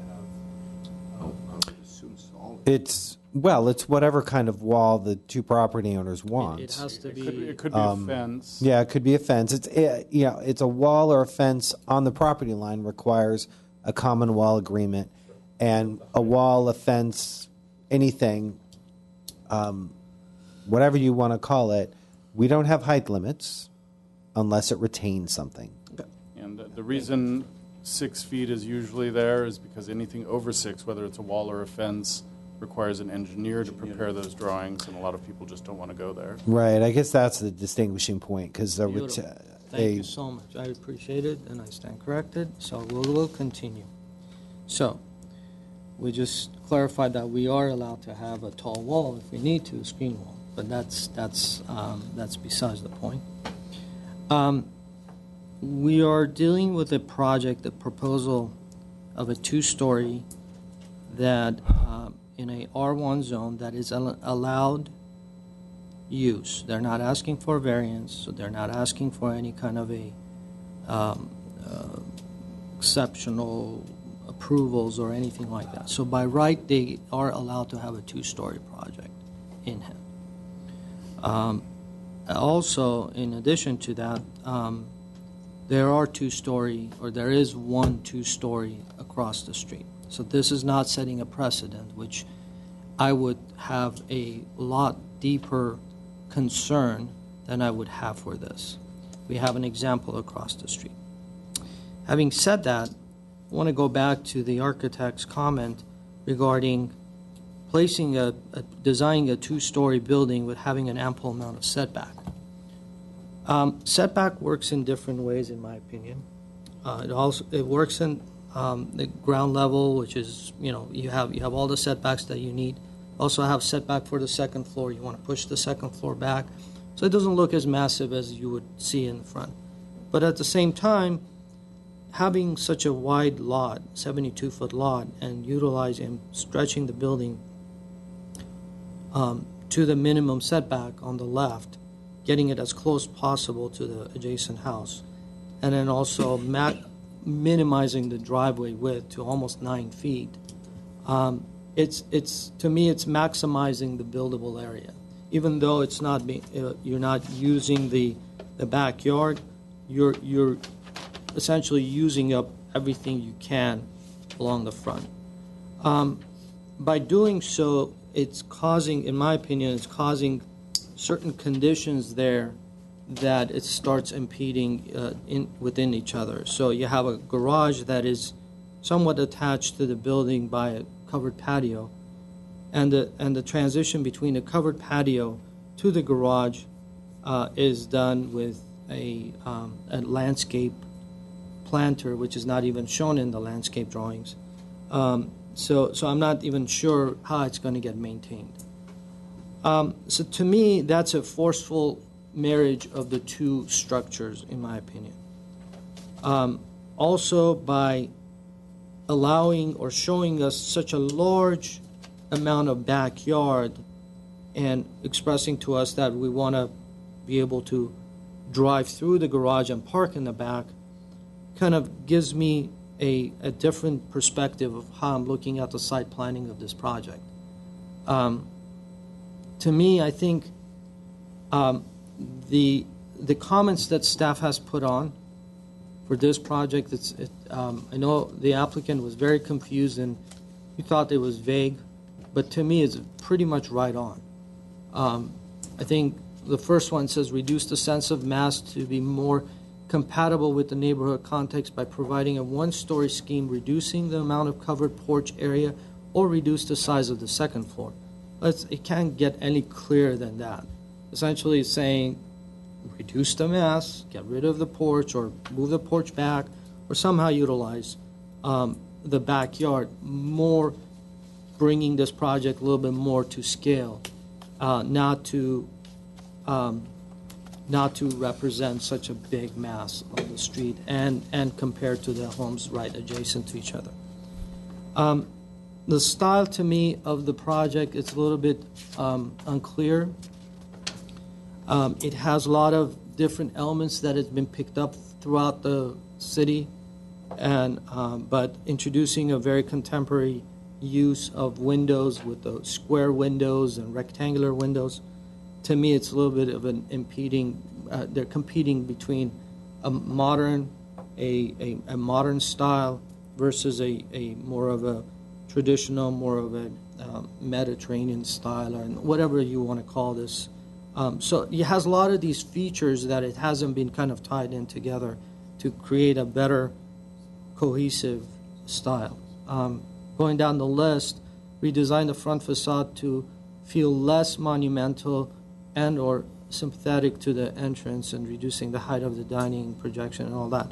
Well, by looking at this, the front, you created a really interesting arches by having patio doors behind French doors, which is very nice. I think it's the scale of the house at that level is really done well. Then you have the dining room area with a large oversized window, which is fine on its own. But I agree with staff that creating that top hat with the round circular element there, what it's doing is it's creating this unnecessary mass that it's really it's becoming overwhelming. So I think, again, if we want to introduce a second story, I think we need to kind of utilize the backyard a little bit more, step this in, possibly even push and pull some of these things so that it's not as wide as it's apparent to be. There's a couple of unclear elements on the plans that I wanted to bring up. On the floor plan, an A2.0, on the south face of the family room, you have a bump that you're showing. And then you're not showing any windows on the maid's room and the office on the floor plan. But then you are showing it on the elevation. So those two, to me, it's unclear. And then also, as I mentioned, on the second floor, the deck area, I haven't, to be honest with you, I have not seen one. This is probably the first proposal that we've seen that we have a deck that it's buffered with the landscape, and it's somehow tying into the side to the garage. So I think it needs a little bit of fine tuning. If a planter is being proposed, I need the landscape architect to propose to us what they're going to be planting this on and how it's going to get irrigated. I don't want it to be, if it is going to be a landscape area to create the buffer, let it be a landscape area, which I don't think it's going to be. I think it's more of the intent would have been somewhat of a kind of a succulent kind of a level of a low shrubbery kind of a thing. So technically it's not even going to grow to become a screening. By eliminating those two windows facing south on the second floor, what it's going to do is it's going to give us a different scenario of that wall, which is going to be a two-story solid large wall. So I think what I would do is I would probably look into reducing the mass on that side, eliminating possibly those windows facing south, because you're already not showing the ones on the ground level in your plan. So I'm assuming that was the windows came and then you saw the notes and that's why you removed some of these windows. And then the bump could be a start of a good redesign of that facade. Utilizing and pushing everything to the north to minimize the driveway width, it's fine, except what it's going to do is the buffer, the deck, the space that it's creating, it's pushing the building to be taller and more massive, and you're not utilizing the 72-foot width of the setback, the width of the property. So I think. Could you explain that one again? So what I'm trying to say is that the width of the lot is 72 foot, right? But what he's done is he pushed the whole second floor in so much that it's creating this two-story straight volume. So to me, this is large. This is massive. So he's breaking this up by creating this Juliet or a little balcony here and these Juliet balconies. So this whole thing is basically being pushed back rather than utilizing some of the setbacks that he has to pull this back, reduce the mass, or somehow create some scale to this rather than a giant. I mean, while you're there, Mr. Malikian, I mean, it seems as though there's general consensus about the windows and the Romeo and Juliet balconies being This is eliminated. 3.1, sorry. On A3.1 on the south side. So we're generally talking about That's this. right. So I mean, if we do that, and then we push this in, say 2 feet, and we create a little roof area right here, and so now all of a sudden we got rid of the 2-story single wall. We've created some undulation and some roofing, and then we've created further relief and pushed it back. And then these windows could even start being higher windows because of the roof will come up to basically there. And then also we could have a similar situation here if we wanted to. Yeah, and Could we also possibly relocate some of the mass of the master bedroom to be over that deck, reduce the size of the deck, and really I think to me this transition is not a good transition. The way that this is tying into this and how this is coming to be, it should be a very light connection rather than a mass, rather than a roof, rather than this kind of a connection. I think this should be on its own, maybe even a simple little attachment and a trellis or something, that it should not carry the mass as it goes back. The other issue that it's there is, even though we're pushing everything back, but we're seeing this on this side, but on this side it's a pretty giant, a entry hat. I think by utilizing that and softening that up and possibly even getting rid of this and maybe even carrying this roof and having one roof that, I don't know. I mean, I don't want to get into the whole redesign because I don't know where it's going to take. I mean, everything kind of evolves around creating, you just want it to be a lot lighter building rather than what it is. Because I don't think any one of us have an issue of the second-story building. I think what I have a problem with is that, unnecessary giant posts carrying this wooden trellis. Why do you need to create that mass in the front, that giant mass in the front? Why can't it just be a very light, simple structure in the top? Why does it need to be this big of an entry? Why do we need even this fake chimney to go so high and to represent that? If it is an actual chimney that it's going to be, which you can't, make this a wider chimney, represent it to be a stone or plaster or whatever it is, and a little bit bigger. And I agree. I think these two windows, this is a very modern approach to emphasize the chimney, the width of the chimney. So if we are going to be using this aluminum-clad windows, I think there's an opportunity lost here again to utilize some more true materials that it's going to soften the building itself, and utilizing these and just making these oversized windows and doors and patios. Everything makes this building to be a lot bigger than what it needs to be. Would that extend to adding external muntins to the windows in keeping with the style to give it a little more scale and reduce their size? I think it needs a little bit more finesse and softening and a little bit more TLC. So that's a tough condition to add, but we'll do our best. Can you please figure a way? I'm sure you can. I have a question.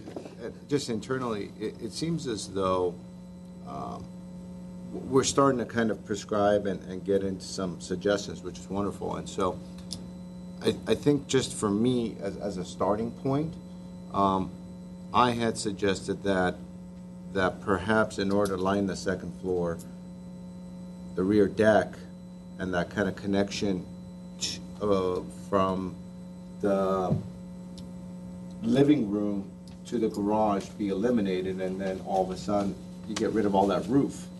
You get rid of all the roof in this deck area. You get rid of all this roof in this area, and this becomes a standalone.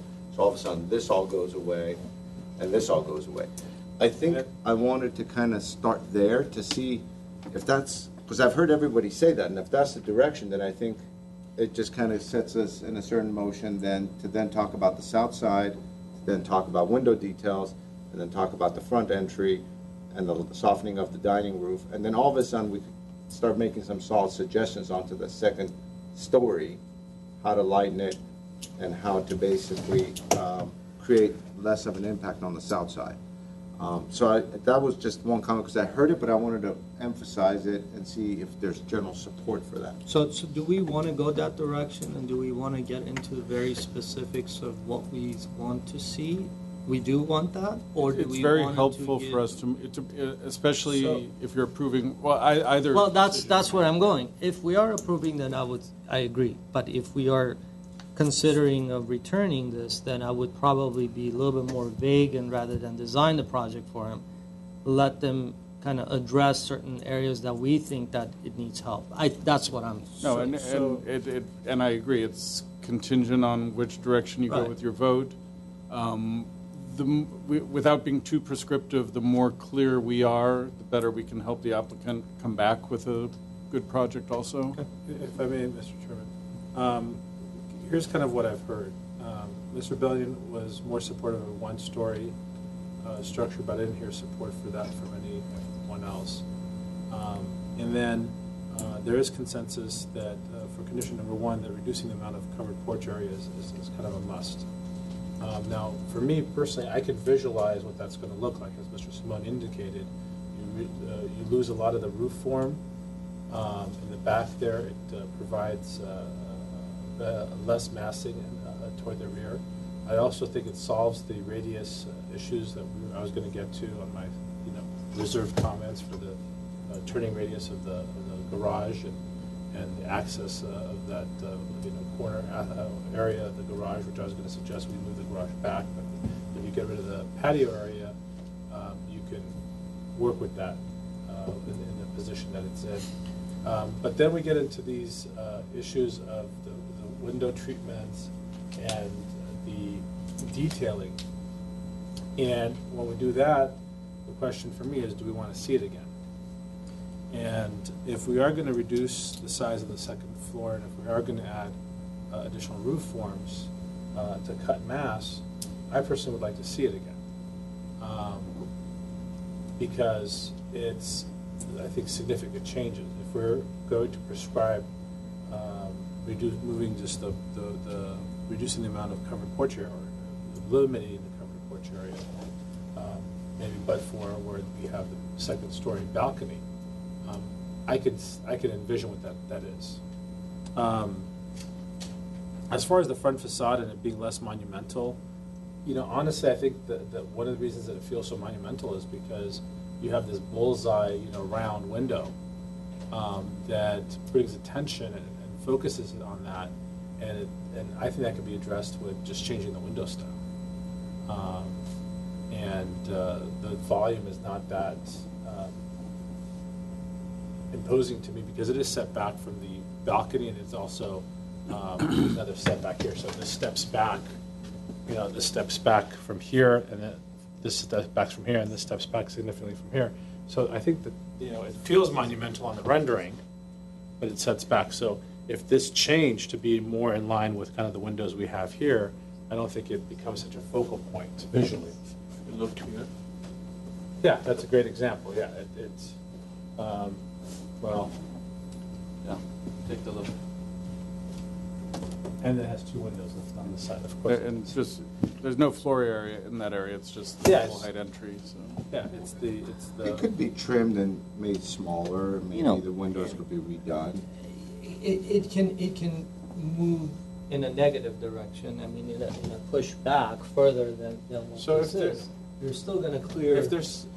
So there's still that option that if they're having an issue with the roof and the height and all that, they can push this back and be able to still have a head clearance, and if they're trying to achieve that for the stairs. Well, for simplicity's sake, what I was going for is, the conditions as indicated are pretty decent conditions.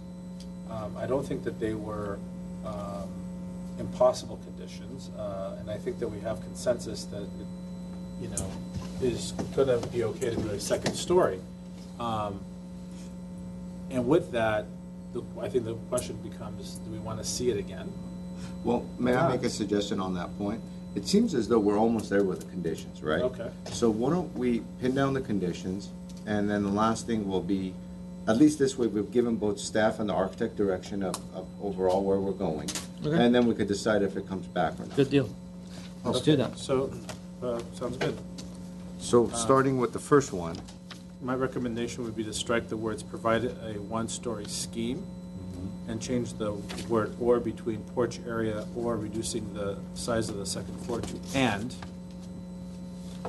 so in other Or- words, strike one story and at the same time eliminate the covered porch area.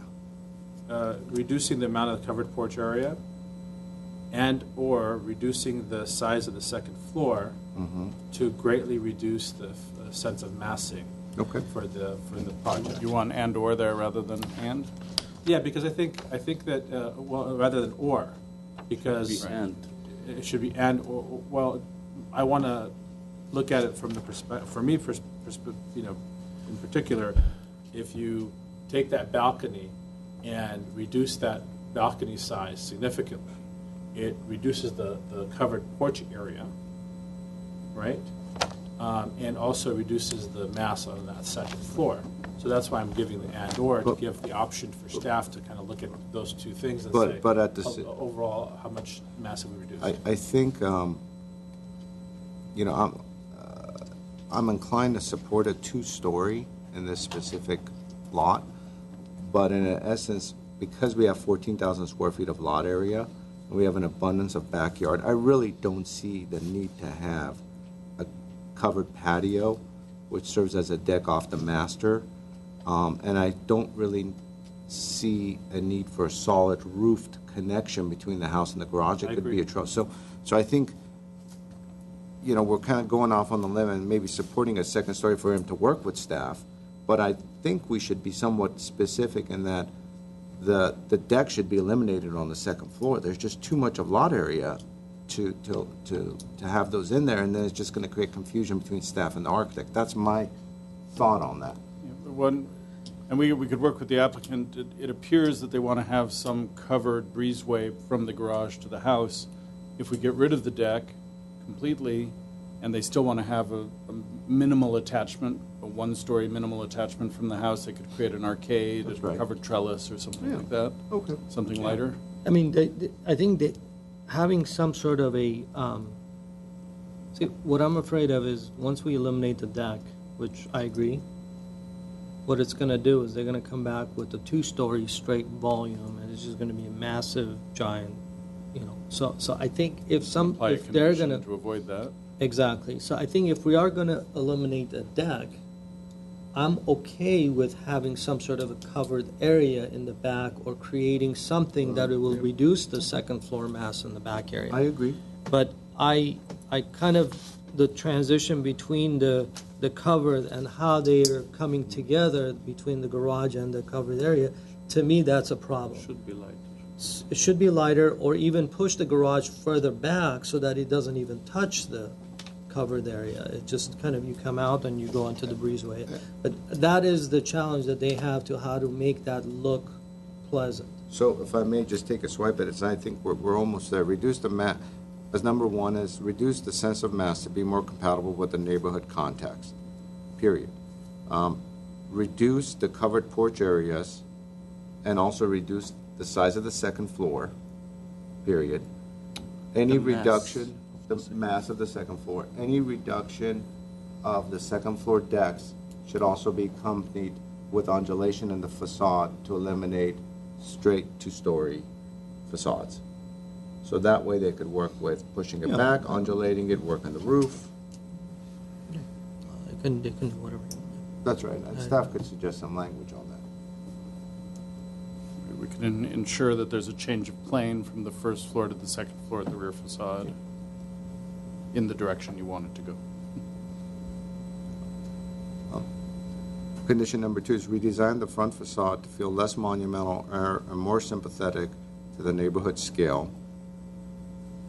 That's fine. This could be accommodated by redesigning the area above the main entrance, reducing the height of the dining room projection, and better integrating the two-story volume and the second-story porch.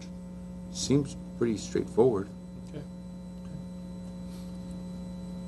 Number three is refine the roof form to simplify the overall configuration and achieve greater neighborhood compatibility.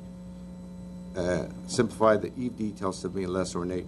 In essence, I think this could be a little more defined in that the idea is to reduce the height of the chimney, to try to reduce and try to simplify the roof more in that dining room area. Well, you know, for number 3, the eave detail is actually, I think, interesting. And so I don't know if we want to prescribe, you know, simplifying that.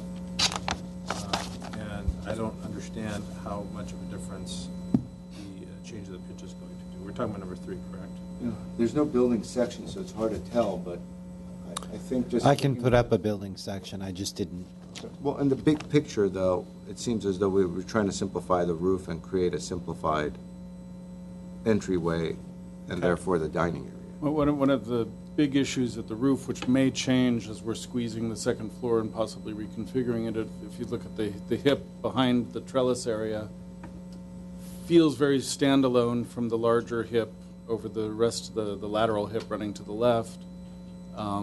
Looking at the roof plan and picturing if we're squeezing the second floor a bit, I can see a way to simplify that roof area, get rid of that little valley in there, make it look a little more traditional, I would say. If you look at this, if you move this all the way here, you're still clearing even the first step. Right. Even if you push further back, you're still going to be about 2 or 3 steps in, so you're still going to have that. So you can emphasize this, and this could be part of the extension of the roof or something there. So you still have the option of reducing it. Okay. It seems as though staff understands number 3. Number 4 is all windows shall include wood. Just to clarify, and there's no interest in changing the pitch, so just to make sure. I mean, I don't know what it's going to do. Yeah. What it's probably going to create more of a stucco rather than a... You'll get a little more wall area. You'll drop your ridge lines a little bit. So a 3.5 is traditional so one for of the Spanish. things that 4 is okay, but I always like to see, if possible, is that, you know, this continuation of this top plate line always allows, you know, it always gives this hat on top, and you know, if we are going to propose a pitch difference, we may want to consider either, you know, playing with this plate heights to kind of undulate some of these roof lines, rather than having this one continuous, you know, maybe even this, or I don't know. I mean, I don't know if that would that's a help. classic Spanish thing to have multiple roof levels where you have different Right. roof lines is classic Spanish, so we could find Exactly. places to do that. Exactly. Number 4 is all windows shall include a wood sill and be recessed within the wall. Revise the design of the window above the main entry to the residence to be more proportional with the space. And I think the window types are fine. It just seems as though staff is asking for some more details about the window sills, which I think ultimately would occur anyways, because we're getting rid of some of the Romeo and Juliet balconies, and we're introducing new roof areas in some of those second-story straight walls, and so you're going to have to work on that anyways. Yeah, and I think that condition was there because, Chris, is it true, we weren't just sure exactly what was happening at the sills? I think that's why It it was was, there at the time. It's on the material board. It's Which one? Oh, this one. Cast stone. cast stone. Thank you. Cast stone wood sills. Okay.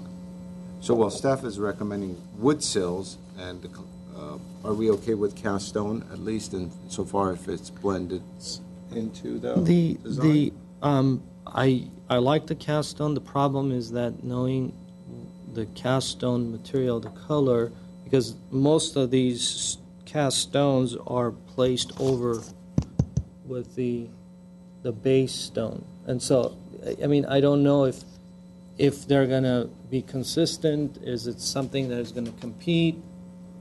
You know, like, for example, like here, this is part of this stone. They're Whereas- too close.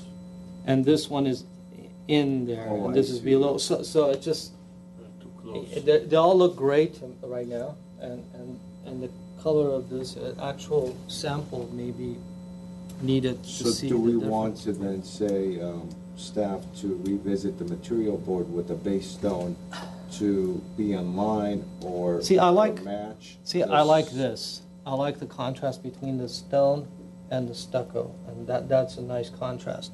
So if they are going to propose a stone, I would probably raise the sill height so that it's actually against the stucco so that the stone is there, whereas the base is two different things. Or if they are going to be part of this base, then I agree with staff that wood would be a better choice. Can I ask your opinion on the third choice, which is, I do agree with you in the top scenario with the stucco, it's actually a pretty nice composition. What if on the lower levels, if you have a window sill, you actually match it with the stone itself that's being proposed on the stone veneer itself turns into some sort of a stone base? Well, there would generally be a cap over the stone veneer, and that cap could then transfer into a sill, which would be same similar color, same material. texture. Yeah, I think That might not be a make bad those. kind of. Because You the don't way want to have too many different conditions. That's true. Well, But it seems as though that you could work that out internally. I think the goal would be for uniform color and texture, because there's some string courses on the driveway facade next to the chimney. There's a band course there. So what if we eliminate wood sill and say all window sills shall be recessed within the wall, and applicant shall work with staff to design it in an appropriate manner with the building base? Yeah, I think basically the applicant has proposed, what he's proposing here, I think looks okay with it looks like it's cast stone sills with the stone base. Well, take a look band at the courses. detail that he's provided. So it's on 3A 4.0. So the only condition that he's showing us is how he's going to be putting that against the stucco sill. So on that case, I'm fine with. But then when you're dealing with the sill that is going on the stone itself, then I think that case That's detail number 4. that's detail number 4. Yeah, so I think a which sill. is, I think, is incorporating the same. If the sill was a very plain sill with the same half-round bullnose that you see on this here, I think it would, and then you could line up the Right. cap over the stone, Exactly. have the sill go into the recessed opening, and the bullnose would line up right across And I think there. that would be fine. That would be good. Okay. Okay. So that works for condition number 5, and I think we're almost there. The last one, planners at the second floor balcony, I think that's no longer an issue. no longer an issue anyway. So, couple of We're trying. couple of added notes on there. So the windows that are illuminated on A2.0 facing south on the floor plan should be the correct set of, the correct drawing that to be used. So the elevations should be adjusted to match the floor plan.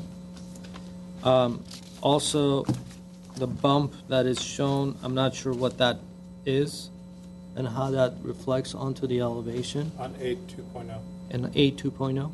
And which, in the living room. Family Family room, room, there's a uh-huh. bump there's a area there that I don't know how that transforms into a three-dimensional Okay. volume. That, This I bump. believe that was changed, it's not on the elevation. but not corrected on the elevation. So, but it can be a good thing. That's what I'm trying to say. It may It be an wasn't. actual, it may be a good thing rather than having a two-story straight volume than having that bump.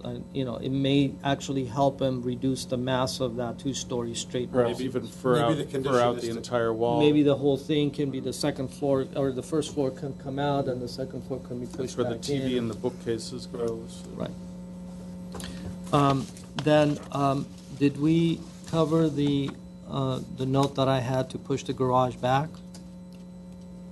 No, What was not that yet. one? So the way that they've transitioned between the covered breezeway and how they attach that breezeway to the garage itself, the roof line, the planter wall, and how it terminates and it kind of ties into the garage roof is, to me, it's a problem. Even even looking at it on the side view. So I think that needs to be looked I at. thought we were We're- eliminating the whole thing. Right. Okay, so if we are eliminating that, and if they are going to be replacing it with some sort of a covered area, I think we did suggest that, right? So that covered area should not do the same thing that it's doing now. So either we push the garage back or figure out a way to tie into the garage. Yeah, anything we do there, we'd make sure was integrated with the. There was one other comment Mhm. which kind of goes throughout, which was refine the materials and the overall details to have less mass and soften the building design.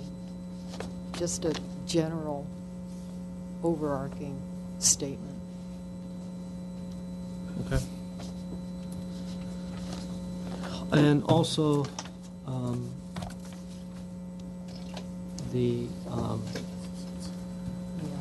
the privacy, we don't have to deal with that, so we address that, so we're good. Yeah, Okay. we addressed it Yeah. with all the window modifications Okay. and so it seems as though that's it. Do we? That's it? Well, I don't think we need to repeat it all. It seems as though you got it, right? We have many notes. This is a lot of conditions, and we're prepared to impose or apply them, working with the applicant.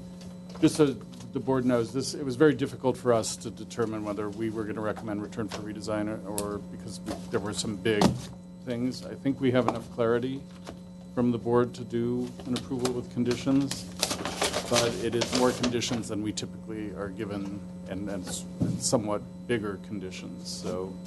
So with that, I guess we Want need you to to- decide So one which of you direction. need to make a decision if you want to see it back, or is it something that, is it quite enough conditions there that, and I'm not, honestly, I'm not certain how that first item is going to be addressed, Well, so. what if, I think what's happened in the past in these kind of scenarios is, if we do approve it with conditions and staff feels as though they're unable to work with the applicant to come up with a suitable scenario, then they kick it back to design review board, and it does really become a return for redesign anyways, in a sense.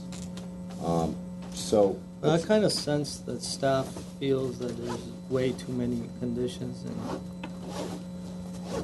It's not as clear-cut as many projects that we do with return for redesign. I'm sorry, that we do with approval with conditions. I think we're completely capable, and we're working with an Right. architect who I think has heard you, and I think we could make it work. It is also, when you're dealing with members of the public who are concerned, what this means is they don't get To see the this final again. result. Yeah. And also, and I think, did I hear the condition that you're okay with the 8-foot wall? I don't remember if. Well, I don't know if they realize what they're asking for, an 8-foot wall and just having an 8-foot wall on the prop, but I think there's the opportunity there, so I guess if they can, then I guess, and if they're agreeing, so that may be a How about a consideration should be left up to the for neighbors. the applicant and the neighbors to talk, and if they decide to do an 8-foot wall, and they could go across the street, look at an example, then you could decide to do it. I don't know that we can base, can't base a that's condition up on to a them, and if they conversation. want to come back to, or propose that, then it shouldn't be a return for redesign Right. item for that Right. particular. I personally, I think as though, knowing the architect, and I know he's gonna work with staff, I'm inclined to say, approve with conditions and have staff take a crack at this. Unless you guys feel otherwise, then I could go the other direction as well, but that's my inclination, that's kind of where I'm leaning on this at the moment. And Mr. Charchin's already packed up his bag, so he's I'm ready. packed up. I was supposed to, I was hopefully optimistic we would have been done half an hour ago, but that's okay. We have given, I agree with the staff, we've given a lot of, We can have. we've gotten a lot of direction. We have a very ambitious project that I think needs to scale back, and I think we've given that direction to staff. I just don't know if we want to see it again, and I'm kind of on the fence. on whether I want to see it again. That's me. I agree with Mr. Simon, and I think we can leave it also up to staff to approve it with conditions, leave it to them to look at it, and if they feel that the applicant didn't get there. Yeah, the thing is that there was, well, Let's see if there's a motion. No, I mean, if you guys rather otherwise. it's one I'm of those okay that if either. it was I like think maybe we're- 1 or 2 conditions, that very specific conditions, or even 3 or 4 conditions, there's quite a bit of drastic. I mean, the first one to me, how are you going to reduce the scale of the second floor? How's that going to transform? How's that going to turn out to be? And- I understand your point. yeah, and that's the only reason that I'm just saying. I think it's fair to public, to TV, neighbors, everybody to see how is this being transformed. That's all. That's mine. I can make a motion for return for redesign with the stated conditions. But Some- I mean, it's up to you guys. If you Well, feel comfortable, It seems as though there's some people on the fence, and I think we're all on the fence, so let's, we'll make the motion and let's see where it goes, yeah. Yeah, I'll move to redesign with the stated conditions. I'll second.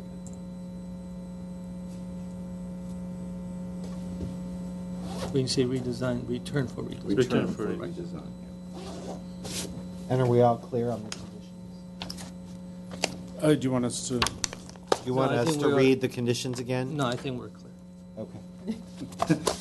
We're clear. I've got a lot of asterisks in my notes. So.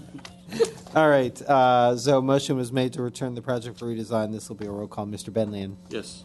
Mr. Churchian. Yes. Mr. Simonian. Yes. And Mr. Malikian. Yes. All right, motion carries 4-0. Okay. Just a We really do have quick one app- set of minutes. I'm going to excuse myself since I was not here. for You that were. minutes. Oh, no, you weren't, so you're correct. You're excused. Good night. Thank you. We have July 13th minutes.